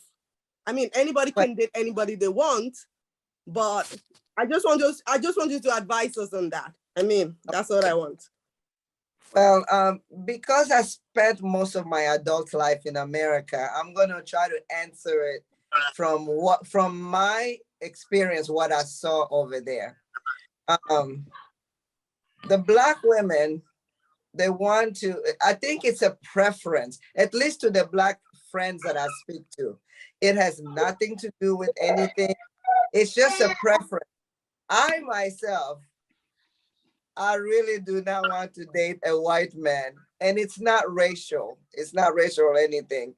It's just my own preference. My Black friends, we joke about it. And it's not that we're racist, but we usually say, oh, no. We just not gonna go for that. I'm a mathematician, okay? So I went to school with all white men because in my department, it used to be white males, but never, not even one day did I ever go out on a date with any one of those. That's because my physical attraction, I'm not attracted to them that much. In America, when you see a white man with a Black woman, usually it's a Black woman that's very high in status, like Diana Ross, for example. But when you walk on the streets of America, for example, you'll see a lot of Black guys with the white women. And here's the reason why a lot of the Black men in America go out with the white women. The way the brothers explain to us is that the white woman is more docile. She does it, she's not too aggressive. Because a lot of our Black American women in America, yes, they are very aggressive. So when a brother in America wants to go home at night with a calm evening, they choose to be with the white girl instead of being with the sister who's just going to be yelling at them and screaming. That's what the Black men in America tell me. Why did I go white? Because I want a calm evening. I don't want to go home and someone just shouting at me. So that's my best explanation based on my experience. Thank you so much. Thank you so much. That was a very good answer. I hope they answered your question. I'm a boy. Actually, this I'm a boy. Nido is vice president, and today she chose to answer the name I'm a boy, which means gossip. That means she's in for it. She's in for it. I mean, she has spoken she spoke based on preference and all of that, which is good. I mean, I don't mind preference, but I just want to put it out there to Black women. Not all Black women we like white men or Arab men or Chinese men or Asian men. Some will still to African men. That is fine. It's called preference. But when other women also go out and find their own preferences, I think we should all just give them support. For me, I feel like men are, for me, they are men. I'm attracted to all men, except gay men. But some of my gay friends are fine. So, but then I just want them to go out there, because when we say Black love, it's all good. I mean, I love it. I love a Black man. I love any man. But I just don't want them to say, like she said, maybe that Yoruba man, Mr. Ajose, would have been the best man. Would have. Maybe. So just don't go for other cultures. Go for a Kenyan man. Go for a Ghanaian man. Just, especially Nigerian girls, just don't stick to it. I mean, love is out there. Go find it. Enjoy yourself. Date around. That's all I want to say. So call me and I'll tell you the real reason. I have your contact. I will chat you. Okay, thank you so much. I'm to just buttress what you just said. I also think one of the reasons is just what we just said, stereotype. Stereotype can keep you can just keep you back from taking a step to what you want. So that is why it's not really good to be, to have such stereotype in your head before you put it before your feelings. So that's not good. I think stereotype is one of the reasons. Okay, now I'm going to Ken, do you want to support the motion or against the motion? Against the motion. Okay. Sorry. Oh, okay. Seems that was a mistake. You see your hand? Yeah. I can't hear you. Oh, okay. can you hear me?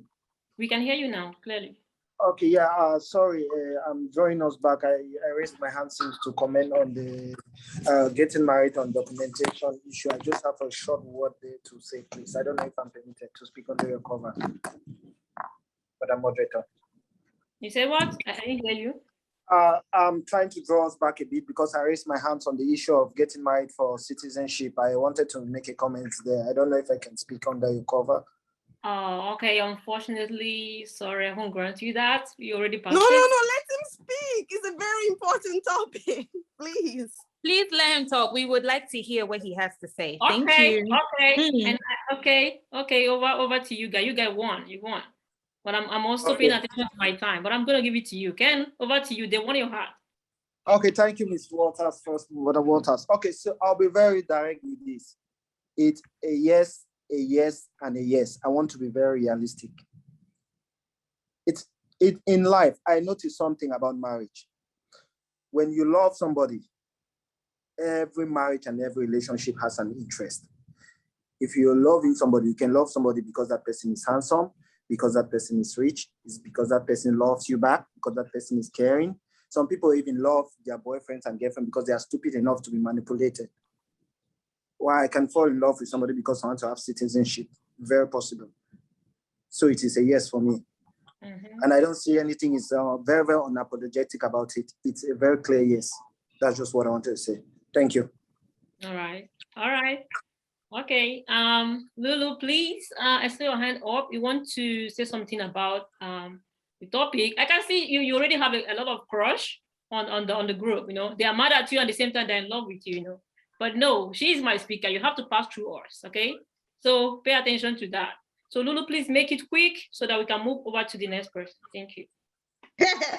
Okay, so I think that it's fair that I just want to speak on this interracial relationship thing.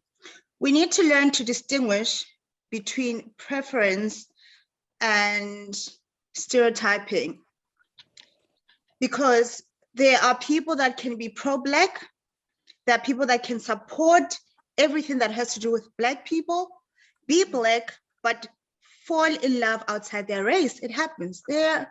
Our brother here, it happened, By no means does it take away from anything. Yes, we want to advocate for Black love. The reason why we want to advocate for Black love is because we identify the fact that a lot of Black men are not marrying white women because of love and preference. They're marrying because they are running away from us. They are running away from the thoughts that they have around what a Black woman is. They claim that white women give them peace, that white women are more subtle and more understanding. I saw one of the comments saying that there's no pressure with being with a white woman.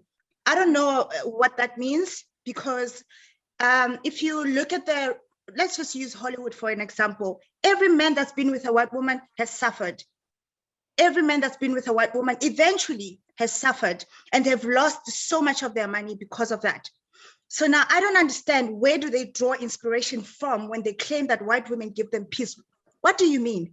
When you are a self-assured man and you are able to get your own, and you understand yourself as a man, and you are brought up well, there is no way you will disqualify a woman that looks like your mother and not see her as someone worthy of protection and love, and see another woman that looks like your oppressor and the very reason why your community never developed, and put her above your own.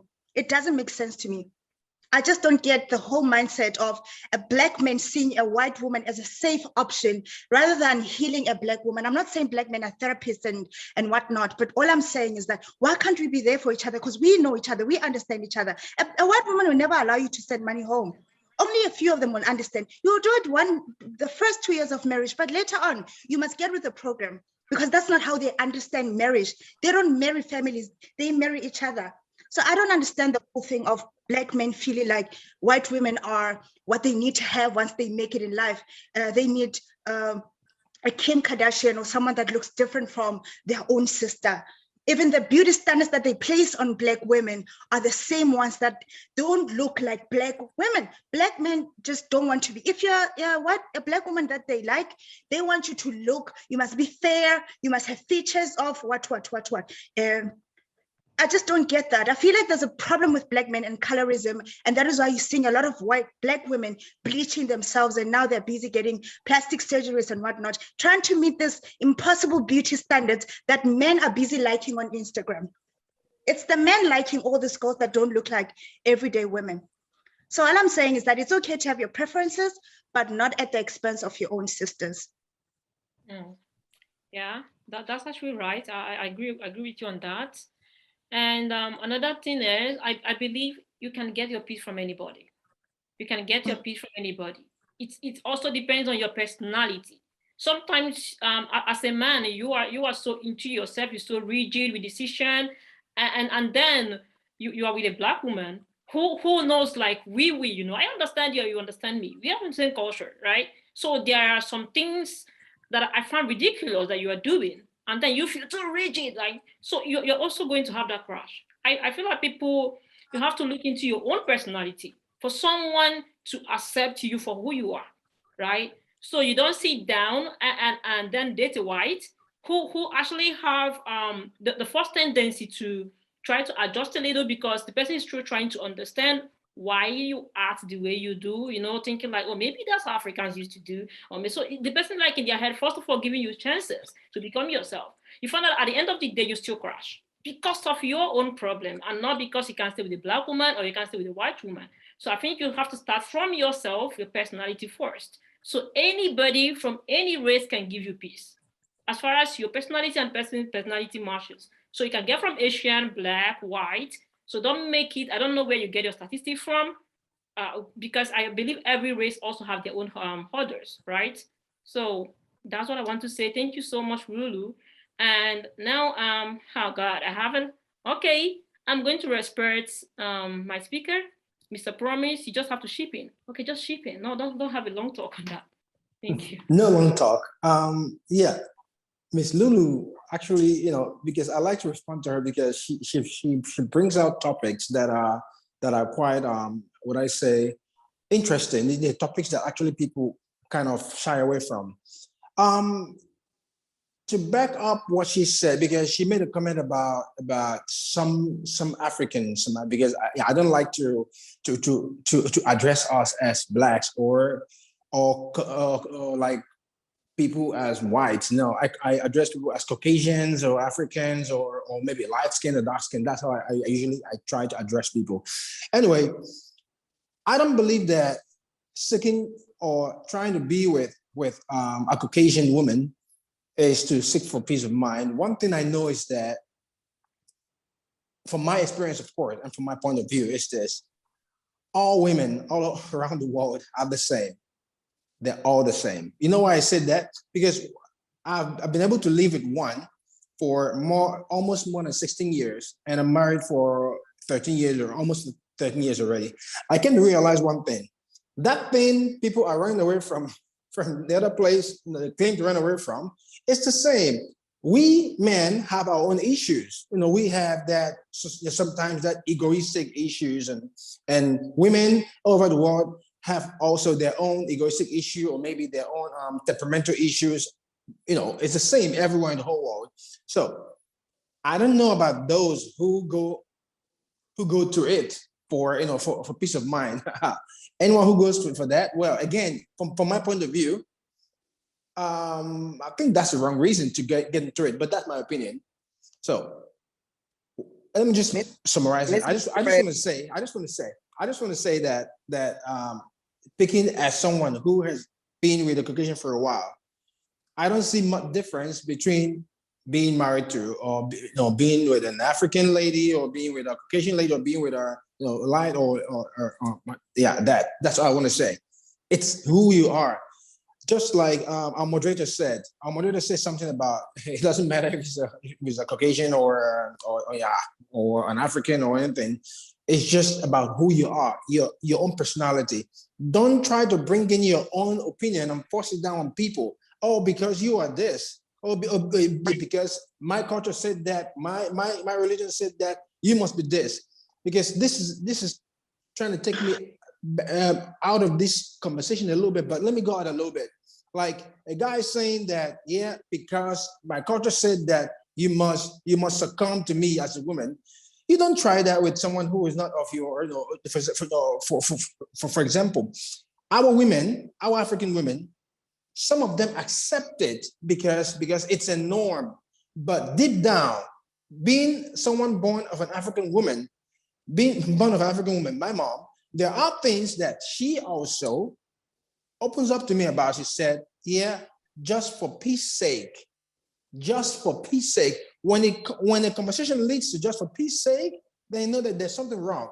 So, and that's the reason why I said that these cultural things, I mean, like these Caucasian or African behavior or whatever, when it comes to women, are actually the same. But the difference is that one speaks up, one don't. That's the difference. That's my own point of view, and that's what I've seen so far. And yeah, that's why I just want to add that to the conversation. Miss Moderator, if you would allow me, please, to clarify something. May I? Okay, before I allow you, I'm going to ask the audience if I get like 4 years or 5 years, because actually we run out of time. If we need to extend it a bit, then so that's fine. So can I get a yes? Because I don't want people to leave here tonight with the wrong impression. But let me explain something to you guys. Like I said, I lived in America for 40 years. American Black families, guys, this is a reality. It's a totally different ball game than our African families. My mom and dad never had much, but they would marry till the day they died, okay? That is not the case in America, guys, and I'm sure you know it. In American Black families, most households do not have a father. That father is in jail. When you go to American Black families, you will see that the father who is in jail, through that process, that creates a lot of tension. It's a social problem for another discussion, not for today. That's a social issue that exists in America, that as a result of that, you see a lot of Black American women very aggressive. The Black American women, that aggression, I don't see much of it in African women, because of the fact that even though we lack a lot of the resources in Africa, we are still together as a family. So if you want to know more, you can write to me more, we can discuss about it. But that's why Black American women who are raising those kids by themselves become like that, okay? So that's why they try to, it's kind of like they actually, in a way, hate the white man for putting their Black man in jail, kind of, sort of. I don't know the answer to it, but we can talk about it some other day. Okay, that's actually another interesting angle. I also want to be part of that story. You know, I love gist, you know. So now I'm going over to Mila. Your hands have been off for a while, and I know by now it's hurting, right? So Mila, over to you. Unmute yourself and ask your question. Hi, good evening. Can you hear me? Yeah, we can hear you. Oh, okay. Just a few comments. Talking about intercultural relationships, the way I say it is every relationship is intercultural, even if you are both Yorubas or you're both South Africans or from the same culture. Because at the end of the day, from my lame definition of a culture, is the way of life of a group of people, right? The way we do things in my family is different from the way you do things in your family, right? So in some families, they don't eat breakfast. And if you are like me, whereby breakfast is important, and you marry a girl that they are not used to, you guys have wahala. You understand? So when people are going into relationships, just have it at the back of your mind before you even go to interracial and inter-country or whatever. Every relationship is intercultural. Then going to the stereotypes. I've thought about this stereotype thing for a very long time. Like, what is the basis, or what are the basis for these stereotypes? Like, do people just come up with these things out of thin air? You understand? These things are as a result of history, things that have happened. It might be maybe 1 in 10, but it's enough for people to actually make some of these quote and unquote stereotypes. You understand? Because at the end of the day, people are looking out for themselves. Like Miss Amelia said, right? She in the 80s, like 90% of her friends, or a large number of them, got married for papers, and today the marriages are no longer intact, right? That's enough statistics for someone like her to, you know, sort of form an opinion. It's going to take a lot, you understand, for someone to reverse such a thing. You get what I'm saying? Yeah. I've met, Lulu is a friend of mine, right? I've met a lot of South African women, and I can count the number of them that are not single moms. You understand? Coming from a Nigerian perspective, it's very rare for you to get to see single mothers in Nigeria. I don't know if it has increased now, but it's not something we come across a lot, right? Then you come to a place and, oh, I'm from South Africa, I have a child. I'm from South Africa, I have a child. Like, I don't think we can completely blame people for forming these opinions about them, because, like I said, people are looking out for themselves. They don't mean any harm to you.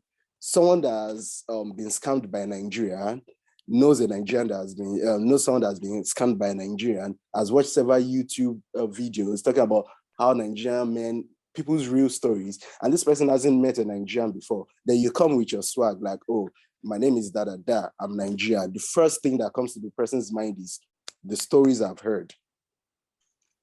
You understand? So I really don't blame people. It's going to take a lot for them to change their opinions on these things. So people have stereotypes, but let's find out the basis for their stereotypes. In a lot of cases, in my experience, they don't do it out of spite or because they want to hurt you, everything.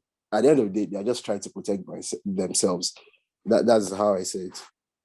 Okay, thank you so much, Mila. Thank you. That was actually a valid point. Of course, there are grounds for these assumptions. Yeah, it's normal, right? It's normal to create your own assumption because of happenings. But the wrong thing that you are doing, no one is blaming you, is allowing your own experience, you know, to give you that room to stereotype, because it's also going to affect you, right? It's also going to stop you from doing what you have to do. Okay, just as Lulu said before, you know, assuming someone that dated a promiscuous South African girl, and then because you saw another South African girl, you think all the South African girls are like that. So this is you drawing yourself back from the right thing that you should do, which is stereotyping, right? So whatever you are seeing is happening and all that does not define who you meet. It shouldn't stop you. So no one is actually blaming, right? You have every right to assume because of what you've passed through or what you've experienced. But stereotyping generally is not good, and it's also going to affect you somehow. So you actually gave you the room to ask question. You asked the question and answered the question yourself, which is very good. So I don't think we need a speaker to speak on that. It still goes back to stereotyping. Thank you so much. I'm going to give to, who is the second person that raised their hand? I'm going to give to Daniel Kubana. Okay, Kubana is actually a famous name. And I believe you're very rich. Daniel Kubana, unmute yourself and ask your question, please. Okay. Okay, to start with, I'm not going to ask a question, but because I find a lot of stories interesting that you guys have, you know, from the speakers. They were quite intriguing and interesting. So now I have a little confusion because I don't know why people find it difficult to understand that there is something, that there's a problem, you know, and then to deal with that problem, people must generalize something.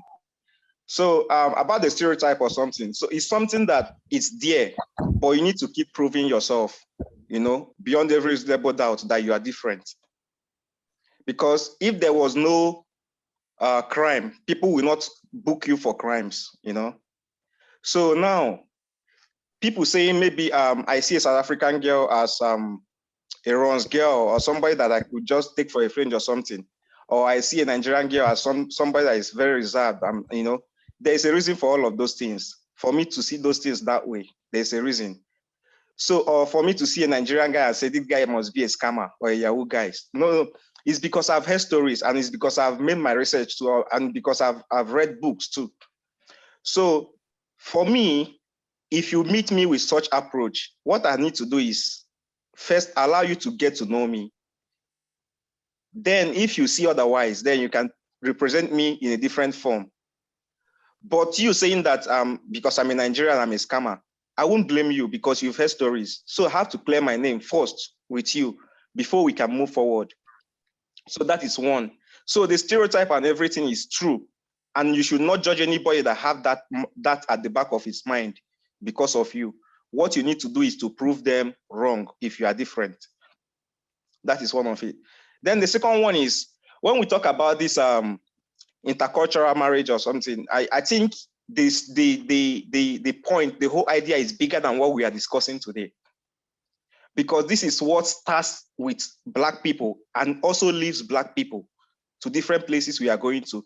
Because if you see me as a Yoruba guy, the culture we practice in Ogun State is different from the culture we practice in Lagos State. It's different from the culture we practice in Ibadan. It's different from the culture we practice in different parts of the West. But this is still Nigeria. As a Nigerian, if I'm a Yoruba guy, the culture I practice in the West there is different from the culture I practice in different other parts of the North. So now we have this intercultural marriage and all of those. It's a problem even from home till when we get out of home. So which means if you are discussing it about the Black community, so we have to first deal with countries, and then we get into nations, then we get into different nations too in Africa, then before we go outside Africa, which makes it a very big topic, big topic.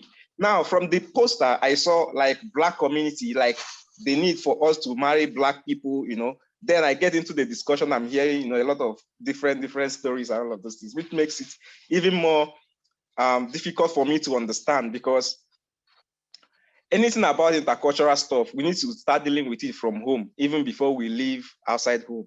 So that is my own contribution. So because I know I'm a psychologist, you know, so I'm somebody that thinks deeper. So if I should even get into this discussion, we cannot finish today. Okay. Understand? So thank you. That is just my take. Thank you so much. If I got to know, since you actually misunderstood the intercultural relationship there, intercultural here still represent Black and Black marriages, dating. Okay, relationship, whether dating or marriage or relationship, right? And it also boils down to getting married to someone outside your race. So you were here when Mr. Ken was giving instances on his own experience with Black women. He wasn't talking about white. Mr. Promise is here representing because he has this relationship with a white, right? Emilia is here with her own experience. You know, it's not just about white people. So we are together, better white and Black. Okay, and yeah. Pepe, sorry, could I say something? Could you please give Mrs. Nancy a chance? She's a marriage counselor and she's joining in from Nigeria. Even if it's a minute, so I know we're running out of time. Thank you. Oh, okay. What would you want to talk on generally, or? Just her take on cultural marriages, because she's married to a Nigerian and she's Kenyan or so. Okay, thank you so much. I'm going to address that. Thank you so much, Presido. And actually, guys, this is our president. So for those of you that don't know, this is our able president of Nido East. Thank you so much. I'm going to give the audience to Mrs. Nancy, as you said. That being said, before I do that, let me go straight with what Daniel said. Daniel, it's actually good to assume, okay, from experience and from what one has seen going on, but it still boils down to do not stereotype. Okay, you have every reason to assume and all that, but stereotype don't even, like, it don't help you. It just doesn't help you. True. I said it before, it's about personality. Okay, if I come to you and I keep proving myself, Mr. Promise said that already, you know, at a point he has to prove himself and then got tired, you know, proving yourself all over and all over again can cause a lot of things. You in your heart get tired. you know, your trust started shaking, because it's more like you are here to just prove yourself over someone that needs to personally communicate with you on a personal base, and the person is not giving you the attention. Listen. Now, this is the point. This is the point. Sorry, this is the point. Once you prove yourself beyond those doubts that the person must have been harboring in the heart, and it's still not enough, just know that that is no longer love. That person does not love you. Because let me tell you something. Let me tell you what love does. Love goes beyond what people have heard. That is why they will give you a chance. Do you understand? Love is more of compromise. Yes, I know people have told me about this person. People have told me about, but let me give this guy a chance. I want to see for myself. That is what love does. So, but if you keep proving yourself to this person and he still does, or she still does not understand, that means there is no love there. There is something else the person is looking for. Maybe, I don't know. You understand? So at that point, you're actually right. You're actually right. That's what I said. As I use Mr. Promise as an example, when he said was proving himself, and you got tired. He had to be himself, and you find out when he became himself, things started falling into place. So that's what I was saying, okay? Because when you're buttressing so much on proving yourself, I think like even me, I'm not into intercultural relationships, so I might not be in the best position to give the best information on that. Personally, I just feel like as a human, if I keep proving myself for a long time because of what you think, then I kind of get tired myself. So thank you so much. Okay, I'm going to welcome Mrs. Nancy. Please give us your take on this. Thank you so much. You're welcome. Okay, thank you for the opportunity to share my thoughts. I kind of relate a little with what the last contributor said about people, about culture or intermarriage being also about culture. Now, I've had experience with being married to a Nigerian, but before then, I also saw growing up Sierra Leoneans marrying Nigerians, and especially for the women, majority the marriage ended. They ended up divorcing because there were a lot of cultural issues that they couldn't handle, right? Because we are a people of culture. For example, I'm from Sierra Leone. Sierra Leonean culture is milder, kind of, is more accepted. So I'm a Sierra Leonean and I'm married to a Nigerian. And before even our marriage, my dad had sworn that none of his children will marry Nigerians because there are these cultural differences. You know, we are Africans. So in our African space, we don't just marry individuals, we marry into a culture. We marry, and our mother-in-laws expect us to treat them like our mothers. They want to come into the house. They want to have some level of insider treatment, kind of, that you don't find mostly in most Caucasian marriages, that is peculiar to us in Africa. So I agree with him that there is this cultural difference. Even when we say people marry from the same place, there is also cultural difference from the home they grew up, what was accepted, what was not. So as we look into opening up to Pan-African marriages, we also have to look into the matter of flexibility.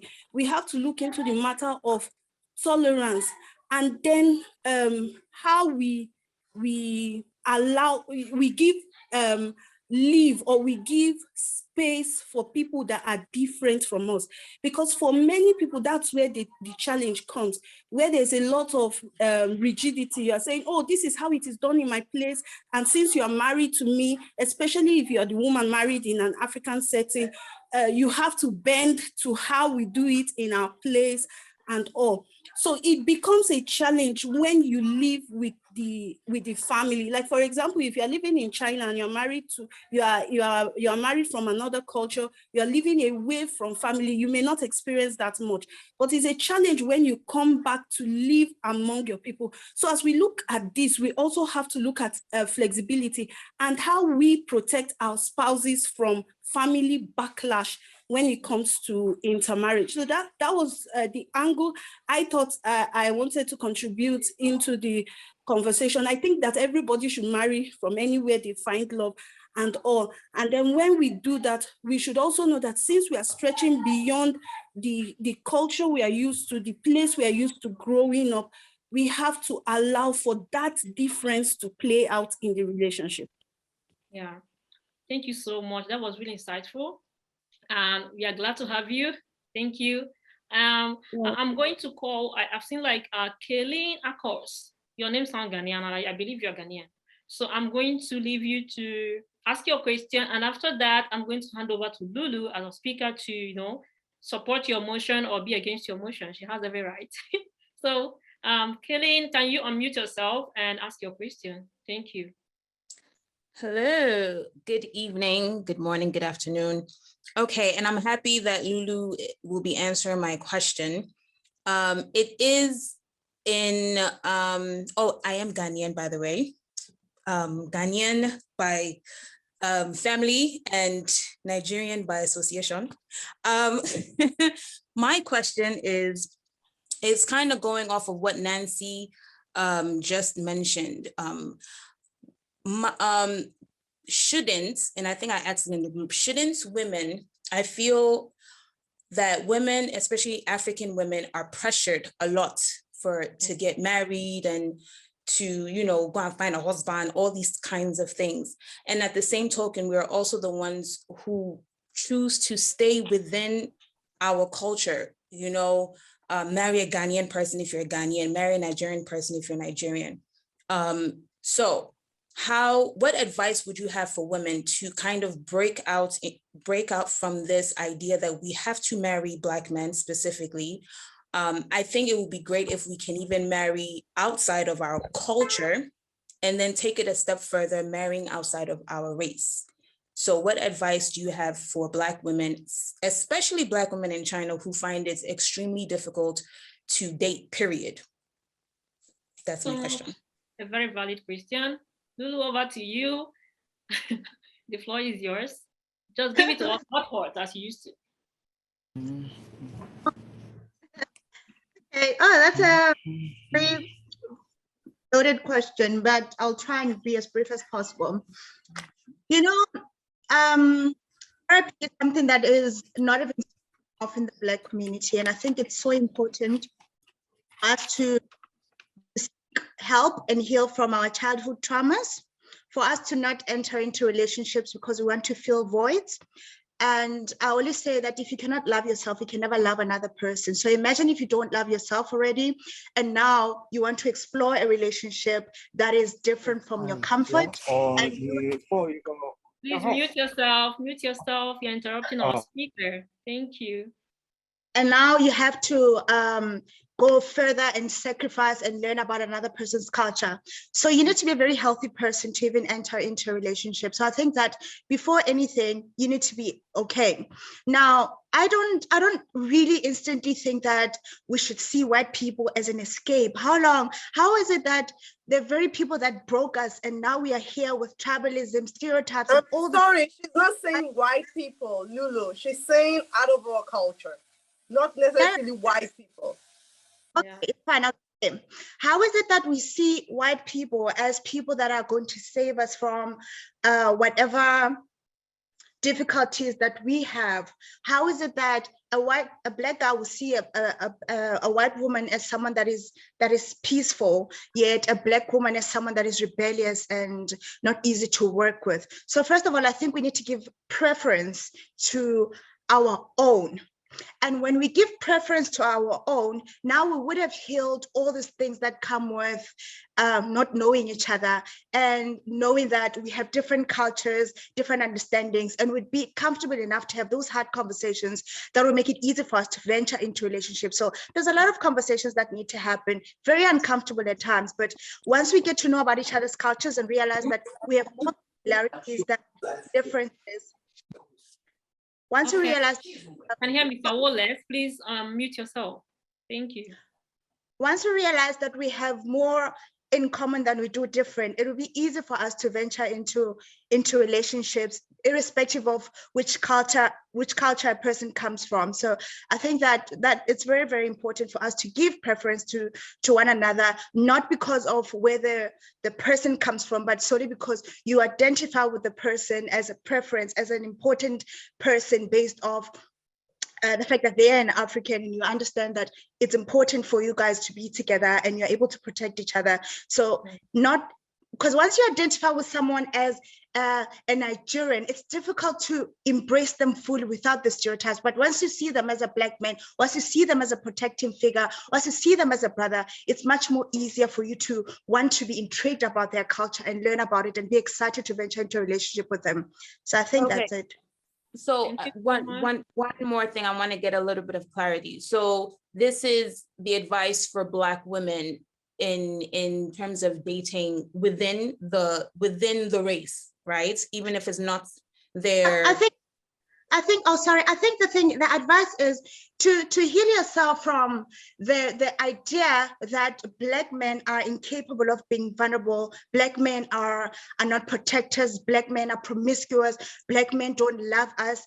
Just heal yourself from that and deal with people from a personal and genuine experience with them, as opposed to coming in with this loaded ideas of what a person is ought to be. So we need to start doing that, because when we come into relationships with a preconceived ideas, it's very difficult to allow a person in. We come in with walls. So I think that once we heal from whatever, it becomes very easy for us to get into relationships. Okay. Can I please add to that? Can I please add to that? Just a quick oh, sorry. Okay, go ahead. No, go ahead. Go ahead. I mean, like, my point is, when we talk about should Black women go out of their culture, the thing, or African women go out of their culture, like I said, it doesn't mean white men or Asian men or Muslim or maybe Arab men and all of that. It means that should I marry a Ghanaian, will it be okay? Do I even have to listen to Nigerian elders when they're saying, oh, don't marry a Ghanaian, don't marry this? I mean, when we go for this, we, like Lulu said, we look at the person, the personality of the person, we remove the stereotypes, fine. But then let's turn it around. Dating in China as a Black West African woman is rough, because I always see it as a ladder. There is a preference skill that is very obvious. Let's not deceive ourselves. So if they are putting me as a West African woman, because when we say this, we need to say it out based on region. Yes, these men that are in this webinar, they are also in a group with me, and they say it every time. They say they know what they say every time. So when I want to say that is, when Black men go out and pick their preferences, should I go out and also pick my preferences, even if it's from Africa? I don't mind a brother. I don't really mind a brother. But I just want to know why African women are always staying, waiting for their brothers to come back to them when they can always have another brother, not from their country. Why do they do that? Okay, I think that would be perfect for a man, because I actually was hoping that the men would answer this question that I had asked earlier in the group from a Black male's perspective. Sorry. You guys, I have two people. At first, I thought it was Kaylin that asked the question, but then now it was another person elaborating the question. If you had heard my response, I actually did answer the question that once you have healed yourself, you get rid of certain insecurities.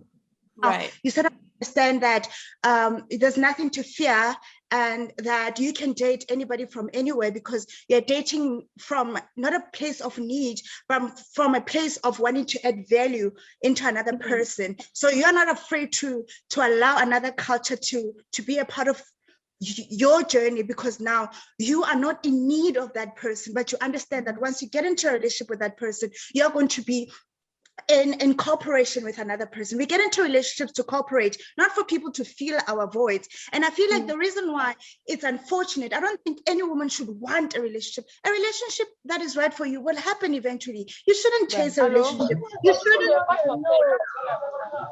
I'm not getting. Someone just joined and not muted. Please, you're disturbing us. I feel like Nobody should want to do what men do. At the end of the day, if women were to try to run the same race as men, women would lose every time. And every time a woman collects bodies, she ends up bitter and angry because she'll get disappointed every time. So now all I'm saying is that women should just remain as they are and the right person will come. What you need to do in the meantime, you need to heal yourself. You need to create your own narrative of what love is, away from the elders' stereotypes and the whatever wrong conditioning that you were taught. You are here in the diaspora, you are meeting people, you're seeing that, oh, Senegalese people are actually interesting. Oh, Guinea, wow, Nigeria. You are excited to learn about people, establish relationships, establish friendships. There's just so much more. And thereafter, a relationship will come from that. And when you meet that person, irrespective of where they come from, because now you understand what a relationship means for you, you wouldn't be afraid to be with anyone, and he wouldn't be afraid to be with you in turn, and you guys will be able to work together to make a relationship work, even if you are from different countries, even here in China, and who knows, might even get married. And but I don't think women should be chasing a relationship or trying to find anyone. I do agree with that. Thank you for so answering my much. question, Lulu. Appreciate it. Thank you so Thank much. you for Thank you, explaining for better. asking. Yeah, thank you so much. Thank you, Lulu. You've really given it to us. Thank you so much. I appreciate that. And thanks to everyone that asked their question. I actually have this one question from the chat box that simply just asking for advice, the best advice to those considering cross-cultural relationship. If I don't know, but I can say that from everything that's been said, a lot of advice have been already came out from it. So I might not really go into that question because we are looking at time. So now, thank you so much. Our discussion, our question and answer section has come to an end. So this is not actually in my agenda, but I'm going to give like a minute or 2 minutes. Anybody interested, our participants can just give a vote of thanks to Nido, to Ubuntu, to our partner for fixing this kind of amazing webinar for us. Anybody can show their appreciation. Anybody, a minute is fine. Good evening, good morning, good afternoon, wherever you are. First of all, big bossa to everyone that is listening to this wonderful and amazing webinar. We hope to get more from the executive for their hard work. We say thank you so much to everyone that's dedicated their time, irrespective of that. We're not even giving you, we're not offering anything. It's actually a sacrifice, and we really appreciate it. God bless you all, and we hope to learn from 1 or 2 persons. At least we are learning. We are all growing in this atmosphere. Thank you guys so much, and we appreciate on behalf of the violence community. Thank you so much. All right, thank you so much. Thank you for showing some appreciation. So now I'm going to, I think I'm going to give over to our president, the president of Nido, Mr. Rafe Solid, to come forward for to appreciate people that join us. And we also, I noticed that we also have distinguished participant here. He can call them out and give a shout out to them. Thank you so much, Mr. Rafe. Are you available for that? Yes, I am available. Thank you very much, Ms. Pepe. And thank you very much to all the distinguished speakers we've had today. I am very grateful to everybody who took out the time to actually participate. This discussion has actually created more questions rather than answers. Actually, this was the intention, the purpose for us to discuss these things and talk about all these things. I must say I have actually been shocked and surprised at the audacity at which African women are actually outspoken about this conversation. We look forward to more exciting programs and stay in touch with Ubuntu DNA, and most especially stay with nidoeastchina for more engaging programs. Thank you. Thank you so much, Mr. President. That being said, who is raising up your hand? I think, sorry, I can't attend to you now. We need to round up. I want to finally appreciate every one of us that made this possible. Our partners, the executive, the people that are here, regardless of your location, because if you notice, even Mrs. Nancy, she spoke from Africa, right? So this is like different time zone, and which I actually appreciate. So thank you very much for joining, and I hope Nido East will bring more and more juicy webinar like this to our doors next time. Thank you for joining, and that is good night from us. Thank you so much. Good night.